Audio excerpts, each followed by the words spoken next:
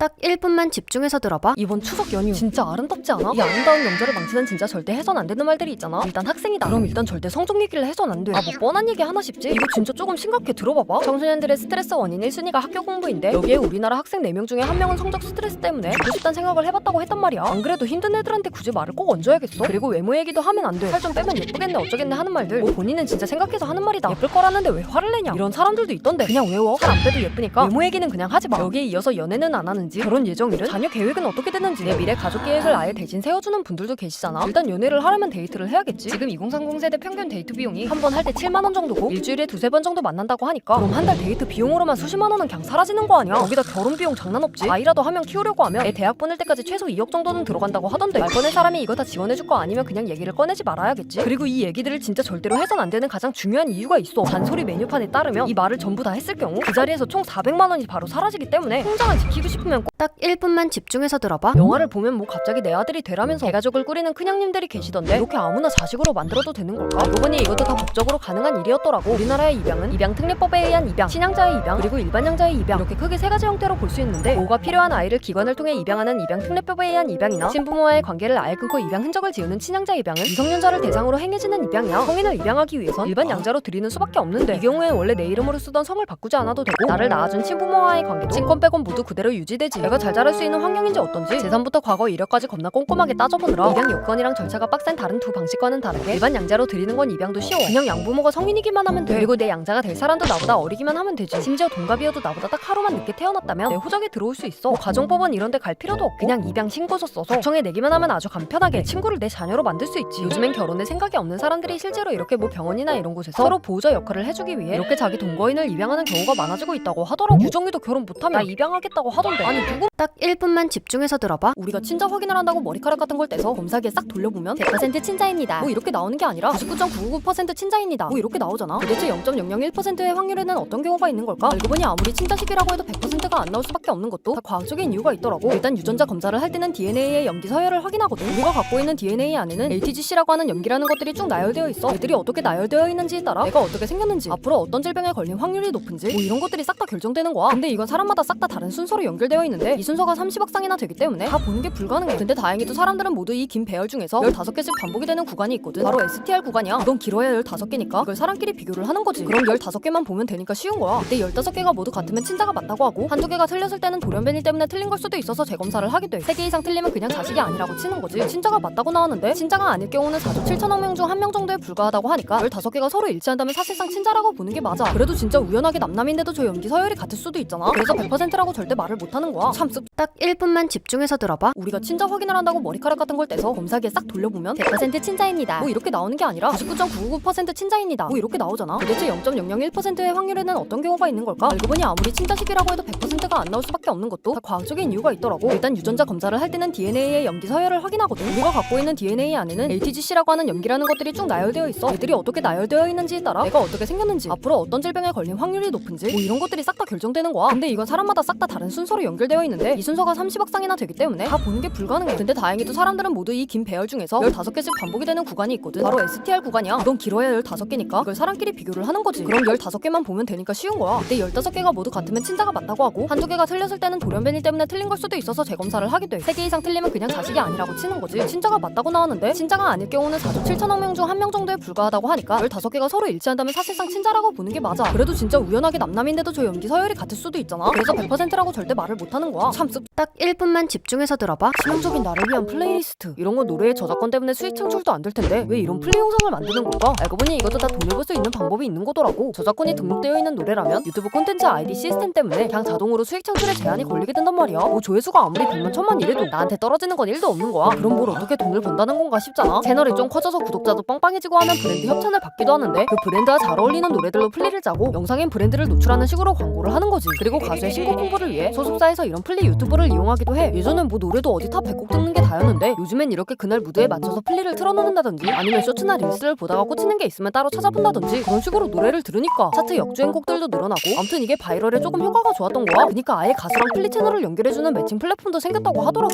이게 홍보 효과가 좀 짭짤하니까 아예 기업에서 자체적으로 플리 채널을 만들기도 하는데 대표적인 게 바로 여기가 바로 벅스에서 운영하는 채널이야. 네이버랑 오늘의 집에서도 이렇게 플레이리스트 영상을 만들기도 하지. 그리고 이미 알 수도 있지만 우리 노래 채널이 있거든. 우리도 플리 좀 올리거든. 있거든. 한번 들어봐. 딱 1분만 집중해서 들어봐. 입만 열면 진짜 그냥 밥 먹듯이 구라를 치는 사람들이 있잖아. 아니 그렇게 거짓말을 하다 아예 그게 진짜라고 믿는 사람들도 있다는 거야. 리플리 증후군이라는 말 들어봤어? 일단 리플리 증후군이라는 말 자체는 의학적으로 인정된 병명은 아니야. 이건 망상장애의 증상 중에 하나라고 할 수 있는데 자기가 한 거짓말이 진짜라고 믿으면서 살아가는 걸 말하지. 보통 구라 좀 친다고 하면 허언증이라는 말을 많이 하잖아. 허언증은 지금 내 말이 거짓말이라는 걸 알고 있고 이게 들킬까봐 불안해하면서도 관심 조금 받아보려고 거짓말을 하는 건데 이 증후군을 가진 사람들은 내가 거짓말을 하고 있다고 생각하지 않아. 열등감 같은 것이 오랜 시간 차곡차곡 쌓인 사람들이 그 사실을 회피하기 위해 아예 나만의 거짓말 세상을 만들어 놓고 그 속에서 살아가는 것이기 때문에 내가 하는 말은 그냥 다 사실이라고 믿고 있지. 애초에 다른 사람들을 속인다는 자각 자체가 없으니까 마음에 상처를 주든 아니면 뭐 금전적인 피해를 입히든 전혀 신경을 쓰지 않고 다른 데 가서 또 구라핑을 찍으면서 그냥 내 행동을 합리화한다는 특징이 있어. 이건 정신병이 조금 오래 누적되어 생기는 증상이기 때문에 고치기 위해서는 상담을 받거나 심하면 약을 먹어서 치료해야 하는데 치료 자체도 시간이 오래 걸린 데다가 자기는 아무 문제 없다고 믿고 살아가는 사람을 병원에 데리고 가는 것 자체가 진짜 쉽지 않은 일이라 고치는 게 진짜 조금 어렵다고 하더라고.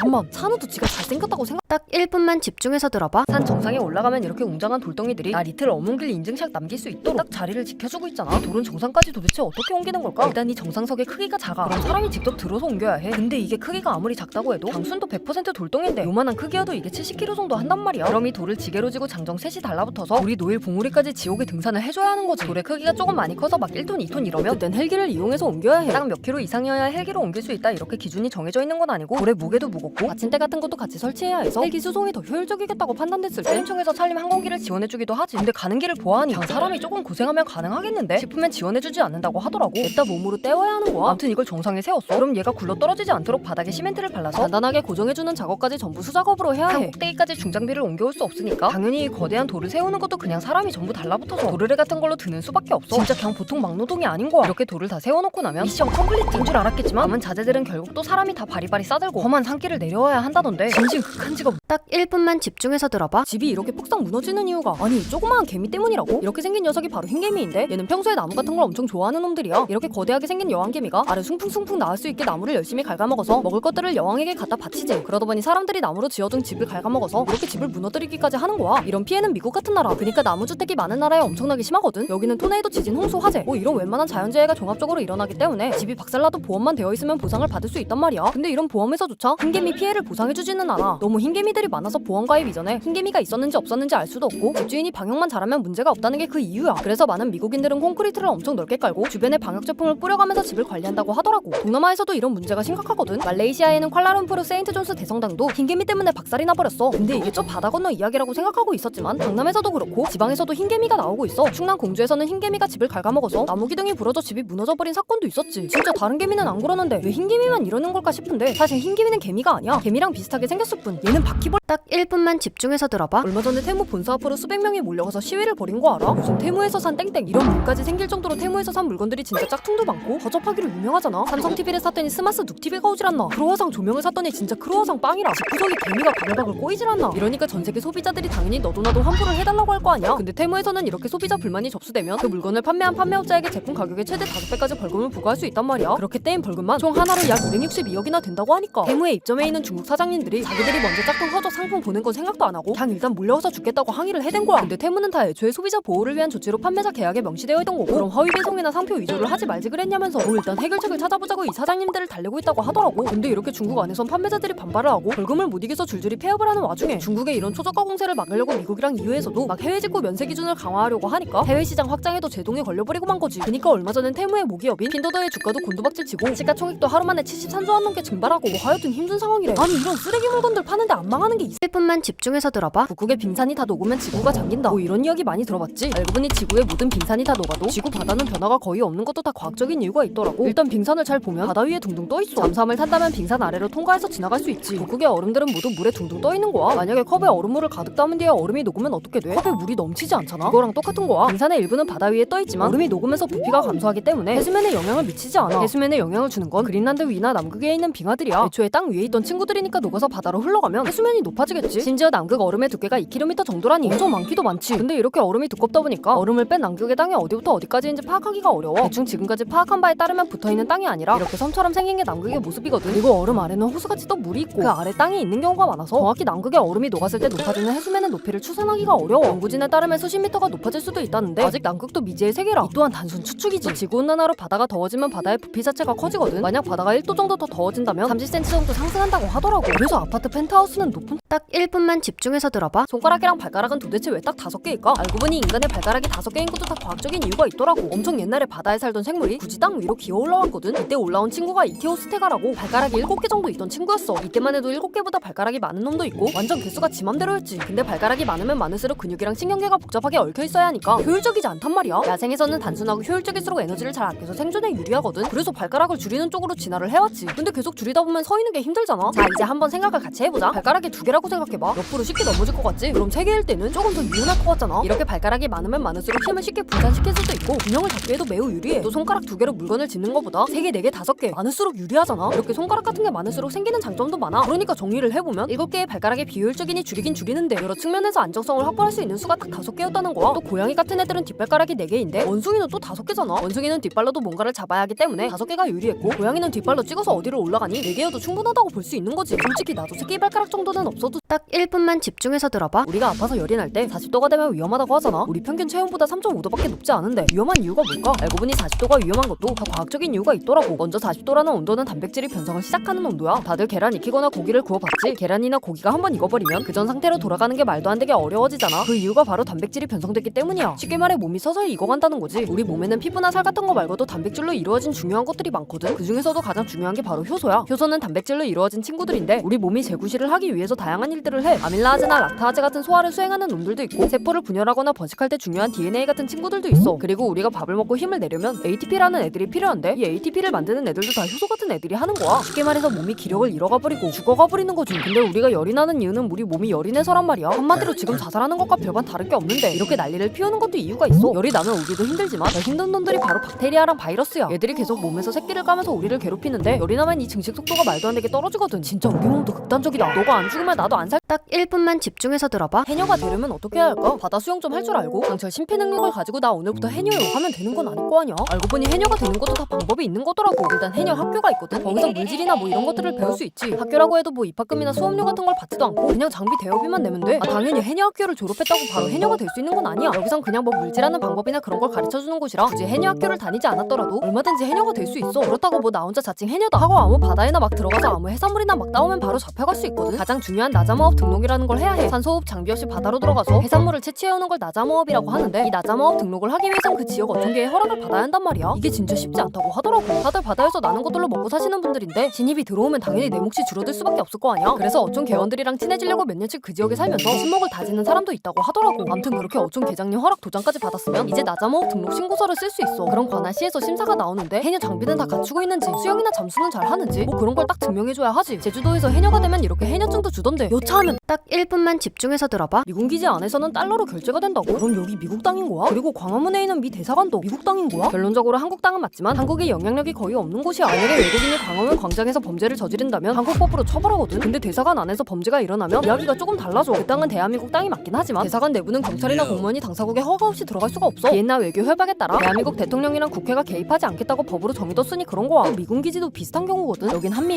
행정협정이라는 걸 체결해서 미군 기지 내부에 있는 모든 건 일단 미국이 알아서 하는 걸로 약속이 되어 있어. 미군 기지 안에서 미군끼리 폭탄을 터뜨리든 말든 미국이 알아서 처리하는 거지. 원칙상으로 대한민국 대통령도 미군 기지에 마음대로 못 들어가. 그래서 코로나19 방역 지침도 미군 기지 내에 강제적으로 적용하지 못하고 협조를 구해야 했지. 그래도 미군 기지 안에서 미국인이 한국인을 대한 범죄를 저지른다면 한국 사법기관이 미국에게 재판권 포기를 요청할 수는 있는데 미국이 거부하면 그만이야. 그래도 한국인끼리 거기서 범죄를 저지르면 그냥 한국법으로 처벌받으니 확실히 한국 땅인 거지. 또 여기가 미국 같다는 느낌을 주는 여러 이유가 더 있거든. 미군 부대 우체통에 편지를 넣으면 미국으로 바로 가고 카드를 긁어도 달러로 나가지. 구글페이도 된다더라고. 주소도 미국식이던데 신기하긴. 딱 1분만 집중해서 들어봐. 피자 같은 걸 시켜 먹고 나면 한두 조각 남아서 냉동실에 넣어두고 나중에 먹잖아. 이게 뭐 한두 달은 거뜬한데 3년 정도 뒤에도 꺼내 먹을 수 있을까? 3년 정도 냉동실에 넣어둔 피자를 먹으면 안 되는 것도 다 과학적인 이유가 있더라고. 일단 냉동실에 넣으면 균 같은 것들이 다 얼어 죽는다고 생각하는데 그렇지 않아. 일단 마이너스 18도 이하로 보관한다면 세균이랑 미생물이 성장하는 속도가 엄청나게 느려져. 쉽게 말해 슬로우 모션이 걸린 거지. 그니까 이게 멈춘 게 아니라는 거야. 식중독의 대명사 노로바이러스도 영하 20도에서 생존이 가능하거든. 얘도 천천히 번식해 나가겠지. 그러다 먹다 남은 음식은 통상 3개월 안에 먹어야 먹어야 하고 그 뒤는 안전하지 않을 수도 있다고 보면 되는 거야. 근데 뭐 안전하지 않을 수도 있다? 이렇게 애매한 대답은 또 이상하잖아. 처음 우리가 음식을 보관할 때 균이 어떤 종류가 얼마나 묻었을지 알 수 없어서 그래. 공장에서 생산된 제품 같은 경우는 이런 게 통제되지만 먹다 남은 음식은 침도 튀고 막 그럴 테니 통제가 전혀 안 되잖아. 또 냉동실에 계속 얼어있는 게 아니라 열고 닫고 하거나 냉동실이 오래돼서 영하 18도 이하로 꾸준히 유지되지 않을 때 균이나 그런 게 팍팍 성장할 수도 있어. 그래서 만약 우리가 깨끗하게 먹고 냉동실에 넣기 전에 멸균도 잘하고 포장도 잘해서 더 이상 냉동실을 열지도 않는다면 몇 년이고 보관할 수도 있겠지. 근데 어차피 우리들은 잊지도 않은 아이스크림 찾겠다고 계속 열고 닫을 테니 그냥 빨리 먹어. 딱 1분만 집중해서 들어봐. 남극은 한반도의 60배 정도 되는 엄청 큰 땅이거든. 여기에 묻혀있는 자원도 많을 거고 뭔가 차지하면 이득도 클 텐데 왜 남극은 누구의 땅도 아닐까? 알고 보니 누구의 땅도 아닌 건 아닌 상태야. 남극에 가까운 나라인 호주, 칠레, 뉴질랜드부터 옛날에 침바르던 영국, 프랑스, 노르웨이까지 7개 정도의 나라가 남극을 나눠 먹으려고 옛날부터 난리를 치고 있었거든. 근데 1950년대쯤 세계에서 가장 강한 나라인 미국이랑 소련이 이 남극에 침을 발라두지 못해서 숟가락을 올리기가 참 애매해졌단 말이야. 이때 소련이 갑자기 숟가락보다 훨씬 큰 국자 같은 걸 들고 와서 남극에 영국 기지도 짓고 난리를 치기 시작하면서 미국이 내심 쫄렸단 말이지. 그래서 또 소련이랑 남극 가지고 싸우게 될 게 뻔하니까 애초에 소련도 무덥게 남극 조약이라는 걸 주도하기 시작해. 이걸 보면 조금 애매하거든. 기존의 7개 나라의 소유권을 포기하는 건 아니지만 더 이상 다른 나라가 영유권을 주장하는 건 안 된다. 그리고 남극은 누구의 것도 아직은 아니다. 뭐 이런 식으로 조약이 되어 있어. 그래서 남극은 그 누구의 땅도 아닌 게 아니라 7개 나라의 것이라고 볼 수는 있는데 꼭 그렇지만은 나는 중립지대다 이런 의미인 거지. 그래서 우리나라도 이 조약에 가입하면서 영구 기지를 지어놨거든. 나중에 뭐 어떻게 될지 모르니까 일단 우리도 숟가락을 얹어 놓은 거지. 나중에 남극 나눠 먹기 할 때 혹시 기지라도 지어둔 나라들은 조금이라도 챙길 수 있지 않을까 하면서 말이야.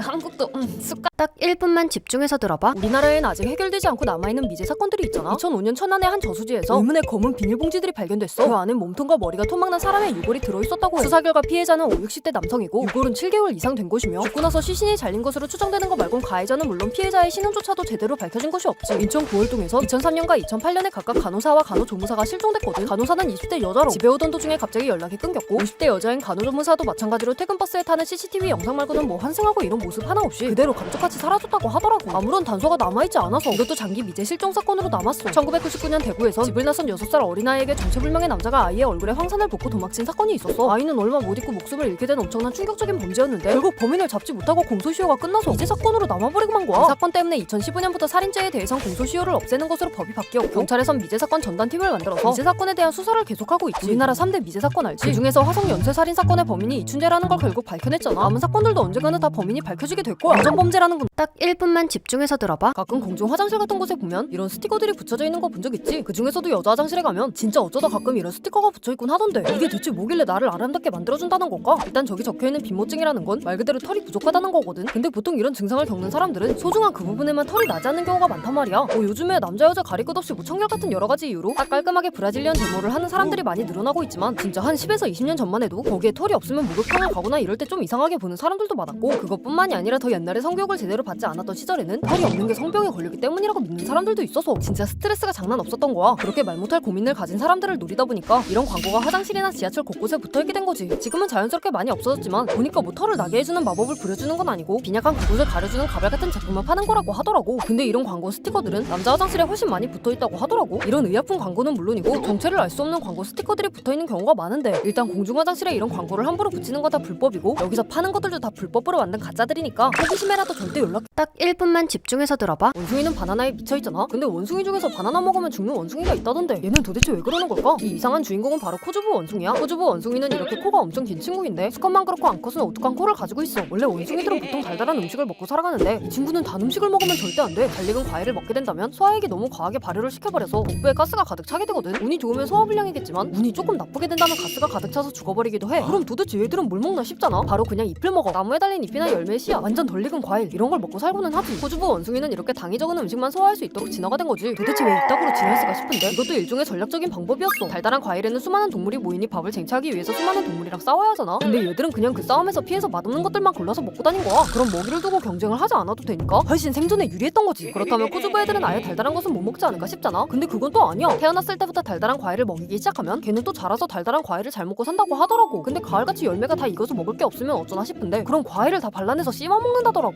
여기 내 포도 딱 1분만 집중해서 들어봐. 커피 안에는 물이 있잖아. 그리고 커피를 마시면 이뇨작용 때문에 오줌이 자주 마려워지잖아. 결국 물도 마시고 물도 배출하게 만드는데 커피를 계속 마시면 수분 보충이 될까? 수분이 빠져나가게 될까? 안 그래도 이런 이야기가 점점 돌면서 커피를 마시면 탈출증이 올 수 있다는 이야기가 돌아다니게 됐어. 그래서 많은 연구기관들이 체내 탈수에 영향이 있는지 연구하기 시작했거든. 일단 하루 한두 잔을 마셨을 땐 전혀 탈수가 일어나지 않았어. 오히려 수분이 보충되기도 하는 그런 결과를 얻게 됐지. 그런데 4잔을 넘어서서 마시게 되면 점점 체내에 있는 수분이 빠져나갈 수도 있다는 그런 결과가 나왔어. 이뇨작용이 계속되어버려서 하면서 마시는 물보다 나가는 물이 더 많아지게 된 거지. 심지어 달달하거나 염도가 조금 있는 커피 종류들을 먹게 된다면 신장의 균형을 맞추기 위해서 더 많은 수분을 배출하거든. 그럼 더더더 수분이 부족해지는 현상이 벌어지게 돼. 그래서 이런 걸 방지하려면 1리터 커피를 마셨을 때 1.5리터의 물을 마셔주는 게 좋거든. 우리가 궁금한 건 뭐야? 끝까지 커피만 마시는 거 아니야? 그렇게 되면 이뇨작용이 계속되면서 만성 탈수에 걸릴 수도 있어. 만성 탈수는 3개월 이상 몸속 수분이 3% 이상 감소한 상태인데 이러면 하루 종일 목이 마르고 피곤하고 어지럽고 근육에 문제가 생기고 피부가 건조해지는 참사가 벌어져 버려. 보통 이럴 때는 물을 자주 많이 마시고 이온 음료를 먹어주면 좋은데 이럴 때조차 커피로 수분을 보충한다면 진짜 큰일이 나버리는 거지. 그러니까 물 딱 1분만 집중해서 들어봐. 도대체 연주는 연습한 대로만 잘하면 되는데 지휘자가 꼭 필요한 걸까? 심지어 연주할 때 보지도 않던데. 알고 보니 이 선생님이 없으면 안 되는 것도 다 이유가 있더라고. 일단 지휘자가 없는 연주도 있어. 연주하는 사람이 20명 미만. 그러니까 소규모 연주에서는 지휘자가 없는 경우도 있지. 사실 지휘자는 무대에서보다 연습할 때 더 빛을 내는 분이야. 같은 곡이더라도 자기가 해석한 방향에 맞게 각 악기의 음악을 조율하지. 그래서 지휘자가 달라지면 다 다른 방식으로 곡을 연주해. 그렇게 누구는 어떻게 저떻게 하라고 미리 연습을 맞춰놓는 거야. 그니까 어떻게 보면 영화 감독과 같은 역할을 하는 거지. 그리고 박자가 불규칙한 부분일 땐 지휘자가 박자를 맞춰주기도 하거든. 모두가 같이 연주를 빡세게 하다 보면 내 주변 소리밖에 안 들려서 무대 반대편의 소리가 어떤지 모른단 말이야. 그럴 때 강약 조절을 세심하게 다 해주는 거지. 아니 근데 다 악보만 보고 있던데 지휘자가 뭐 어쩌자고 하면 그걸 보기는 보는 걸까 싶잖아. 사실 견눈질을 하면서 열심히 악보를 받다가 지휘자를 받다가 한다더라고. 또 아무리 연습을 해도 정확히 딱 동시에 시작하거나 정확히 딱 동시에 끊을 때 지휘자 선생님의 역할이 진짜 중요해지지. 그리고 제일 중요한 게 있어. 수십 명이 연주해야 하니 진짜 리더십이 중요하잖아. 그 무대에 가기까지 수십 명의 사람들을 리더십으로 이끌고 하나의 음악을 위한 색채를 만들어가는 과정에서 진짜 중요한 역할을 하신대. 난 그냥 멋있는 분인 줄 알았는데 지금보다 더 딱 1분만 집중해서 들어봐. 지금부터 3교시 영어 영역 듣기 평가를 시작하겠습니다. 이때 똥 마려우면 어떡해? 일단 수능 시험 당일에는 도중에 화장실을 갈 수 없다고 알고 있는 사람들도 많은데 그냥 조용히 손 들고 화장실 가고 싶다고 하면 갈 수 있거든. 다녀와서 시험도 마저 볼 수 있어. 대신에 들어갈 때랑 나갈 때 복도에서 금속 탐지기 검사도 받아야 하고 화장실도 감독 선생님이랑 같이 가야 하는데 여기도 쌤이 지정해준 칸으로만 들어갈 수 있다고 하더라고. 왔다 갔다 하면서 시간을 너무 많이 잡아먹으니까 웬만하면 가지 말라고 하는 거지. 근데 뭐 진짜 이건 역대급이다 싶으면 그냥 빠르게 화장실 가서 똥 3초 컷 하고 문제도 3초 컷 해서 어떻게든 답안지 다 채울 수 있다고 쳐. 근데 영어 시험 듣기 평가 때는 이거 놓치면 그냥 아예 문제 자체를 풀 수가 없는 거잖아. 옛날에 알려준 적 있는데 이때를 대비해서 반드시 급동 습격 대처법을 알고 있어야 해. 몸을 살짝 뒤로 젖힌 다음 관략근에 힘을 빡 주고 오른쪽 손목 아래 장문혈을 꾹꾹 눌러준다든지 시험 시작 전에 미리 급동 방지약을 먹어준다든지 하는 것들 말이야. 진짜 다 해도 안심이 안 된다. 그럼 그냥 성인용 기저귀를 차고 가. 의외로 만약을 대비해서 이렇게 기저귀를 차고 수능을 보러 가는 사람들도 꽤 있는 것 같더라고. 이렇게 했는데도 다 소용없어. 그럼 뭐 그냥 싸야지. 일생일대 가장 중요한 시험인데 뭐 똥 하나 때문에 포기할 거야? 냄새 정도론 고소도 안 당해 걱정 마. 그냥 시원하게 싸고 인터넷 1년 끊으면 돼. 중요한 건 어떤 상황에서든 당황하지 않은 멘트. 딱 1분만 집중해서 들어봐. 오랜만에 찬우랑 시골 친척집 가니까 쉴 틈 없이 먹을 걸 주시는 거야. 찹쌀 해찹쌀로 만든 초밥 먹고 쌀밥 쌈밥 짬밥 먹고 치밥 찬밥 쉰밥 먹고 밥집 붉은밥 풋팥죽 육집 해콩 당콩 콩죽 옆집 거무게 깨죽까지 다 먹고 죽을 것 같아서 나왔더니 토끼를 키우는 토끼장이 보이더라고. 토끼장 문을 드르륵 도르륵 두루룩 열고 들어가 보니까 다른 토끼통 옆 더 큰 토끼통에 특히 터낀 특급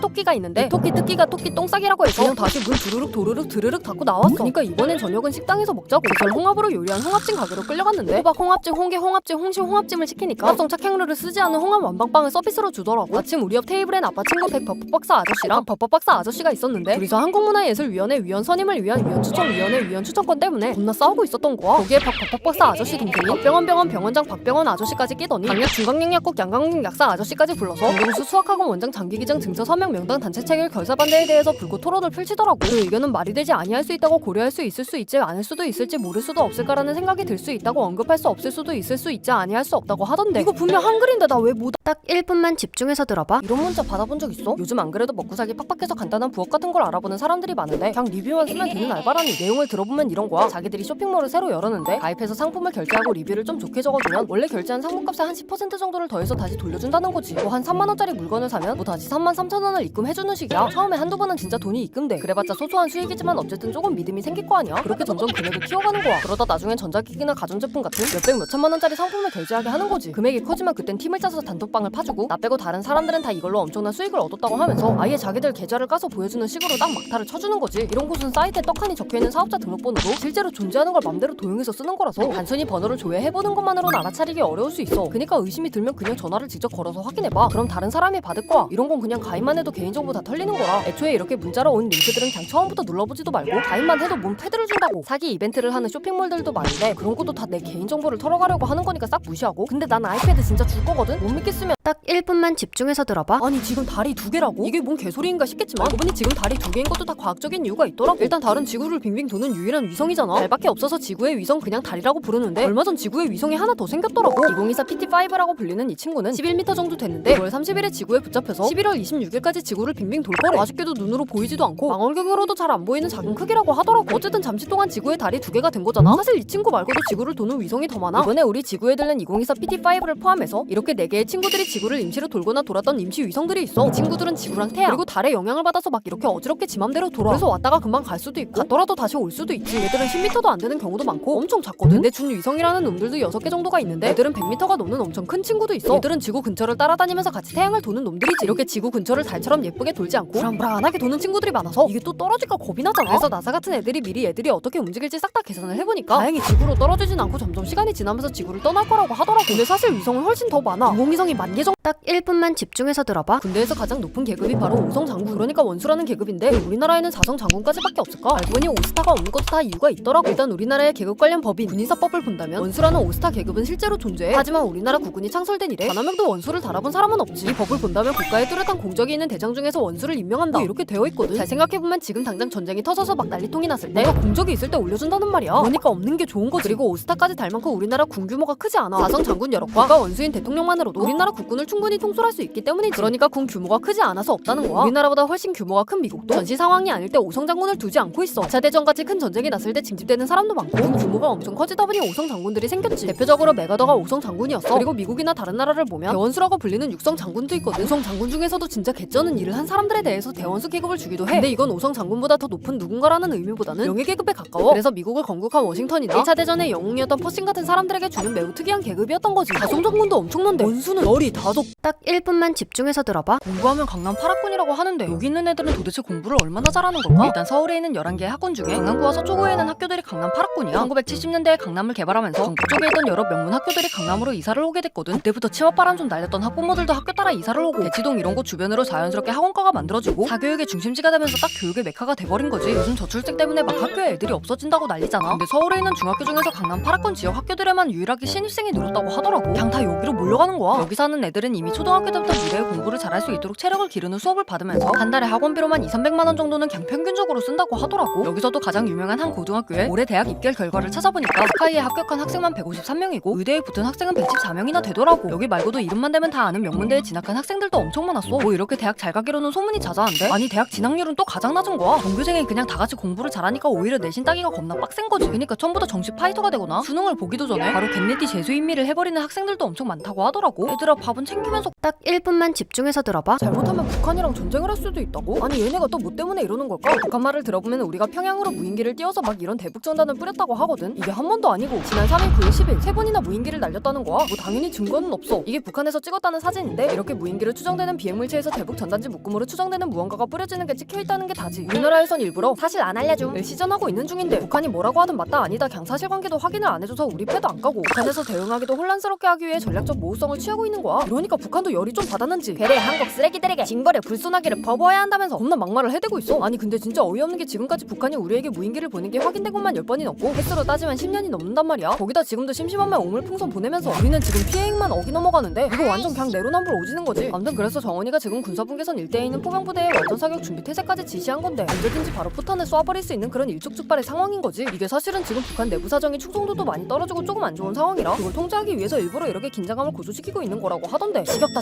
딱 1분만 집중해서 들어봐. 이번에 우리 자랑스러운 한국인 한강 선생님께서 노벨 문학상을 수여받으셨다고 하던데 기쁨도 잠시. 세금은 얼마나 내시는 걸까? 일단 노벨상의 상금은 1,100만 크로나 그러니까 14억 3천만 원 정도야. 거의 로또에 맞은 수준인 거지. 우리나라 세법에 따르면 이건 근로를 통해서 번 것도 아니고 사업을 통해서 번 것도 아닌 기타 소득으로 취급하고 있거든. 기타 소득에는 상금, 포상금 이런 게 포함되는 거야. 여기서는 소득세를 20%, 주민세를 2% 떼서 총 22%의 세금이 붙는데 거의 3억 800만 원이라는 말도 안 되는 세금이 나오지. 하지만 다행히도 한강 선생님은 이 돈을 낼 필요가 없어. 바로 소득세법 시행령 18조에 있는 비과세에 해당하기 때문이지. 여기를 보면 외국의 정부나 국제기관, 국제단체 등에서 받는 상은 국격을 신장하는 행위이기 때문에 세금을 따로 걷지 않는 거야. 노벨상도 당연히 여기 포함되는 거지. 또 대한민국 학술헌법을 보면 학술 관련 수상을 한 사람들의 상금은 세금을 매기지 않는다고 나와 있어. 얼마 전 국정감사에서도 노벨상은 세금을 안 매긴다고 하니 오로지 한강 선생님의 몫으로 가져가시는 거지. 근데 노벨상은 1900년대부터 지금까지 상을 주면서 돈도 같이 주고 있거든. 과거 노벨 선생님이 2200억 정도를 내서 기금을 만들어서 그 돈을 굴리면서 발생하는 이자나 그런 걸로 상금을 주는 상황이야. 그래서 경기가 개판이면 상금도 날아가는 경우가 생기지. 어쨌든 한강님 노벨 수상 정말 딱 1분만 집중해서 들어봐. 이게 과학이라고? 이스라엘에 가면 정말 십자가 모양을 보기 힘들거든. 우리가 흔히 알고 있는 십자가는 예수님이 십자가에 못이 박힌 것을 계기로 쭉 쓰고 있단 말이야. 근데 이스라엘에서 믿는 유대교는 예수님을 신의 아들로 믿지 않아. 같은 성경을 믿고는 있지만 예수님의 이야기가 없는 구약 성경만을 믿고 있지. 그래서 이 십자가를 쓰는 게 이스라엘 안에서는 꺼려지는 상황이야. 얼마나 십자가를 싫어하냐면 과학이라는 기호도 십자가 같은 이런 모양으로 대체하기도 하고 병원에 있는 십자가 모양도 이스라엘 국기에 있는 이 별 모양을 쓰곤 해. 물론 여러 학교에서 여전히 더하기 기호를 쓰긴 하지만 유대교를 믿는 학교에 가면 교과서부터 싹 다 옆모양으로 쓰여있지. 그래서 구글 지도로 이스라엘의 병원을 검색해도 십자가 모양을 찾기 어렵지. 그리고 이건 썰이긴 한데 사거리도 싫어한다는 이야기가 있어. 그래서 다 원형교처럼, 그러니까 로터리 느낌으로 싹 건설한다는 이야기도 있지. 이게 하늘에서 보는 게 아니면 의미가 없지 않나 싶을 수 있지만 사실 이정표를 보면 사거리를 그리기 위해서 무조건 십자가를 써야 하는데 원형 교차를 하면 이런 식으로 표현하면 되니까 사거리를 이렇게 만든다는 이야기도 있어. 공공문서나 법정문서를 살펴본다면 다 십자가 비슷한 모양을 별이나 짝대기 뭐 이런 걸로 싹 다 대체를 해두고 상품의 로고에서도 십자가 비슷한 모양을 찾기가 어려워. 근데 이슬람권을 가더라도 병원의 기호를 달과 별의 기호를 자주 쓰던데 진짜 신기해. 딱 1분만 집중해서 들어봐. 불총이 불법이라고? 옛날엔 애들이 총을 들고 다니면서 총게임을 하곤 했잖아. 길거리에 흰 총알이 안 보이는 곳이 없었지. 근데 국내 에어소프트건 규제가 너무 심해지면서 점차 사라지는 추세가 됐거든. 비비탄 총의 세기가 0.2줄보다 높으면 다 규제 대상이 된 거야. 이 정도면 거의 비비탄 총알을 집어던진 거랑 비슷한 수준이지. 근데 여기보다 훨씬 심한 나라가 있었으니 바로 중국이야. 여기는 총기 규제를 엄청 빡세게 하거든. 1996년만 해도 사람이 맞아서 기절하거나 죽을 정도는 돼야 총기로 분류했는데 2010년부터는 신문지를 뚫을 수 있는 강도만 있으면 싹 다 총기로 분류하는 거야. 우리나라는 그래도 에어소프트건을 진짜 총으로 보진 않거든. 개조한 비비탄 총이 있다고 해서 불법 총기를 소지한 것처럼 하진 않잖아. 근데 중국은 이걸 불법 총기로 보는 거야. 신문지만 뚫을 수 있다만 말이지. 그래서 총처럼 생긴 물총도 규제 대상에 포함되기도 했지. 중국은 장거리 기차에서도 검색대 같은 게 있거든. 멀리서 일하던 아빠가 아들 생일 선물로 장난감 총을 사서 가다가 징역을 살게 된 사건도 있었지. 2016년에도 37살 아들이 비비탄 총 16정을 갖고 있다고 징역을 살기도 했고 10대 청소년들이 장난감 총을 갖고 있다가 징역을 살았던 경우도 있어. 중국 내 테러를 우려해서 총이랑 조금이라도 비슷하기만 하면 싹 다 잡아버리는 정도로 엄청 강력하게 단속을 한다더라고. 그래서 다 대만이랑 한국 와서 서바이벌 게임을 하는 추세래. 그래서 물총은 좀 딱 1분만 집중해서 들어봐. 한국이 또 1등이야? 아기를 키우는데 돈이 많이 들어가잖아. 전 세계에서 우리나라가 소득 대비 양육비가 가장 많이 드는 나라에 영광스럽게 선정됐더라고. 아기를 낳았을 때부터 만 18세, 그러니까 성인이 될 때까지만 키운다고 쳐도 우리나라 1인당 GDP의 7.79배가 든대. 1인당 GDP가 우리나라는 4,300만 원이거든. 그러니까 3억 3,500만 원 정도 든다고 보면 돼. 한 명의 평균 1년 소득을 1인당 GDP라고 계산하는데 여기에는 엄청난 부자들이 많아서 실제 소득보다 높아. 우리나라 중위소득은 1년 3천만 원이 조금 안 된단 말이야. 그러니까 10년치 연봉을 쏟아부어야 한 명을 간신히 키워낼 수 있어. 2명 키우려면 부부가 맞벌이해서 10년을 다 쏟아부어야 하는 거지. 그럼 애가 20살이 될 때까지 소득의 반으로 가족이 먹고 자고 싸고, 그리고 집 대출도 갚거나 월세를 내면서 살아야 하는 거야. 2명이 합해서 500을 벌어온다면 한 달 250으로 부부의 생계를 꾸리는 거지. 근데 여기서 뭐 성인이 되면 애들이 다 돈을 벌어와? 대학에 가거나 취준을 하거나 그러잖아. 그러면 또 돈이 막 엄청 들어가는 거야. 옛날에는 낳아두면 애들이 어떻게든 자라났는데 지금은 학원비니 뭐니 해서 엄청나게 불어난 거지. 7.79배인 우리나라가 1등이고 2등인 중국이 6.3배, 3등인 이탈리아가 6.28배야. 2, 3등과도 확실히 차이가 나지. 옆나라 일본은 4.26배 정도로 갭이 조금 많이 나. 미국도 4.11배지. 아마 우리나라가 심각한 저출산이게. 딱 1분만 집중해서 들어봐. 정전기도 어떻게 보면 전기잖아. 이걸로 휴대폰을 충전할 수 있을까? 알고 보니 이걸로 충전이 가능한 것도 다 과학적인 이유가 있더라고. 일단 사람 손에서 나오는 정전기는 대충 1000V에서 10,000V거든. 그니까 엄청난 것처럼 보이지만 전압만 높을 뿐 실제 에너지는 얼마 없어. 통상적인 300mAh 정도의 휴대폰을 충전하기 위해서 5000V의 정전기 한 개로는 0.000313% 정도밖에 충전하지 못하지. 물론 이것도 정전기를 100% 모아서 딱 충전했을 경우야. 현실적으로는 충전선에 저항도 있을 테니 거의 충전하지 못하는 거지. 그래도 티끌모아 태산이잖아. 사람이 거의 하루 종일 휴대폰을 들고 다니니까 이때 발생하는 모든 정전기를 이용해 충전한다고 가정해봐도 하루에 20번 정도니 0.000626%. 그래도 아직 희망은 있어. 우리가 휴대폰을 터치할 때 이용하는 게 바로 정전기거든. 이때 발생하는 정전기를 모으고 증폭해서 배터리를 충전한다는 특허가 있어. 사람들은 하루에 보통 5,400개 정도 휴대폰을 터치하거든. 조금 더 많이 쓰는 사람은 10,000번도 터치하겠지. 그때의 정전기를 싹 다 모으면 무려 0.03% 배터리를 하루 동안 충전할 수 있어. 어렵네. 근데 생각해보니까 터치를 하면 또 휴대폰이 그 작업을 수행한다고 에너지를 쓰니까 배터리가 또 줄어들거든. 그리고 터치할 때 우리 몸의 생체 전기를 이용해서 휴대폰을 충전하자는 아이디어도 있던데 뭐가 됐든 보조 배터리가. 딱 1분만 집중해서 들어봐. 캥거루를 보면 도라에몽 마냥 주머니에 새끼를 넣잖아. 캥거루 발차기가 거의 메시급이던데 새끼가 막 안에서 움직이면 아프지 않을까? 일단 캥거루의 주머니는 용량이라고 딱 정하기 어려운 탄력성이 있는 주머니야. 원래 캥거루가 막 주머니가 엄청 큰 건 아니야. 처음엔 아주 작은 새끼 캥거루를 넣으면 그 새끼 크기랑 비슷하게 주머니가 유지되다가 새끼가 자라는 거에 맞춰서 주머니가 점점 커져. 캥거루 새끼는 2.5cm에 1g 정도의 말도 안 되게 작은 새끼를 낳거든. 임신도 한 달도 안 하니 엄청 신기한 거지. 그리고 작은 친구를 낳아서 주머니에 바로 넣어버리는 거야. 그러다 새끼가 10kg까지 자라면 새끼가 주머니를 낳아서 생활하지. 근데 캥거루가 발로 차거나 안에서 난리를 칠 수 있지만 다행히 쭉쭉 늘어나는 소재라 걱정할 필요는 없어. 그리고 주머니는 엄청 예민해서 새끼가 뭘 하는지 다 알 수 있기도 하대. 근데 도대체 왜 주머니에 넣어 다니나 싶잖아. 그건 캥거루의 점프력 때문이라고 하더라고. 새끼가 걸어다니면 엄마를 따라가기가 힘들잖아. 그래서 엄마가 퐁퐁 뛰어다닐 때 주머니에 넣어 다니면 쉽게 도망을 가거나 무언가를 할 수 있으니까 편리하다고 해. 또 이 주머니 안을 보면 4개의 젖꼭지가 있어서 굳이 새끼가 밖에 나오지 않고도 밥을 잘 챙겨 먹을 수가 있대. 이렇게 자동 인큐베이터가 있으니까 캥거루는 새끼 키우는 게 쉬워서 계속 새끼를 낳아서 3마리씩 주머니에 넣고 다니는 경우가 있다고 하더라고. 진짜 새끼는 편하겠다. 이불 속에 누워서 밥도 먹고. 딱 1분만 1분만 집중해서 들어봐. 지구가 둥근 게 아니라고? 아니 들어봐, 난 지구 평평이가 아니야. 네모나 그런 게 아니라 지구가 약간 찌그러져 있어. 지구는 빙빙 돌고 있잖아. 지구의 둘레가 4만 킬로미터 정도인데 이걸 하루에 한 번씩 돈단 말이지. 거의 1초에 460m를 날아가는 건데 2초에 1km 정도니 미친 속도인 거지. KTX가 풀악셀 밟아도 초속 83m 정도니 자전이 진짜 빠른 거야. 이렇게 빠르게 돌다 보면 원심력이라는 게 생기잖아. 그래서 지구는 적도 부분이 약간 부풀러 있어. 지구 중심에서 북극까지는 6,357km고 적도까지 거리는 6,378km거든. 그러니까 21km 정도 적도가 더 부풀어 있는 거지. 양쪽으로 한다면 적도 부분이 42km 더 두꺼운 걸 마라톤 풀코스만큼 적도가 더 부푼 거지. 그것 때문에 중력도 0.5% 차이가 나. 적도가 더 중심으로부터 머니까 중력이 약한 거지. 그래서 북극에서 70km인 사람이 적도에 가서 체중계에 올라가면 69.7kg 정도가 되는 거야. 바로 원큐 다이어트가 되는 거지. 이게 작은 차이 같아도 적도 부근에 에베레스트 산 5개 정도가 더 있다고 생각해봐. 엄청난 차이란 말이야. 또 지구 안에는 다양한 물질이 균일하지 않게 지구 안에 있거든. 그래서 처음 인트로에 나왔던 사진처럼 중력이 다르게 느껴지는 거야. 실제로 지구가 이렇게 생긴 건 아니고 중력이 이렇게 차이가 난다는 거지. 지구는 근데 딱딱해서 덜 찌그러진 거지. 완전 가스로 된 토성은 적도와 극지방의 반지름 차이가 6,000km 정도나 돼. 지금 보니까 유정이가 토성을 딱 1분만 집중해서 들어봐. 야, 너 얼굴이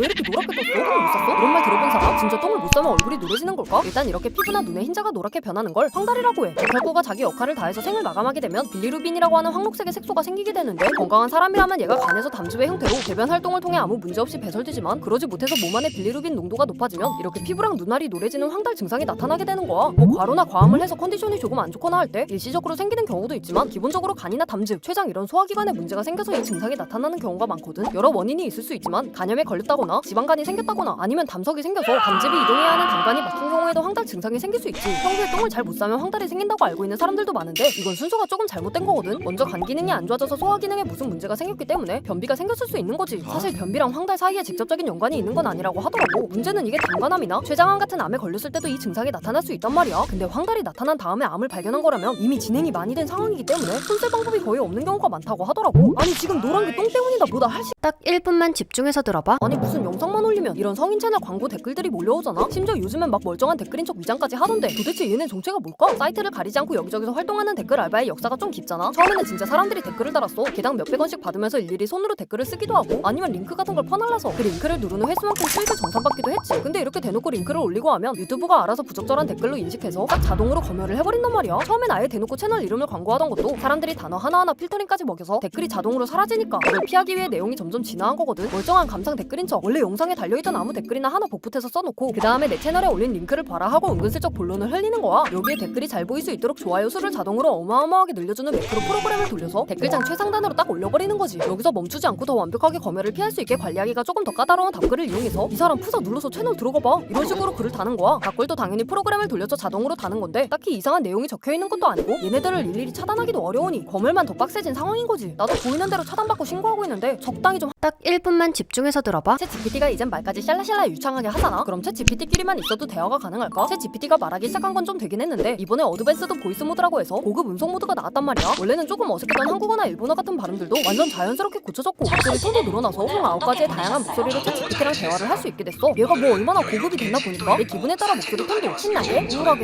애견스럽게, 심지어는 얘가 사투리까지 쓸 줄 알더라고. 아 뭐 이건 좀 어색하긴 한데 아무튼 진짜 사람처럼 자연스러운 대화가 가능해진 거야. 그래서 내가 얘네들끼리 친구를 한번 만들어주려고 소개팅을 한번 시켜줘봤거든. 털스씨, 혹시 취미나 요즘 즐기시는 활동이 있으신가요? 네, 요즘에는 간단한 DIY 프로젝트에 관심이 많아요. 소품이나 가구를 직접 만들어 보는 게 재미있더라고요. 영희 씨는 어떤 취미나 활동을 즐기시나요? 와, DIY 프로젝트라니.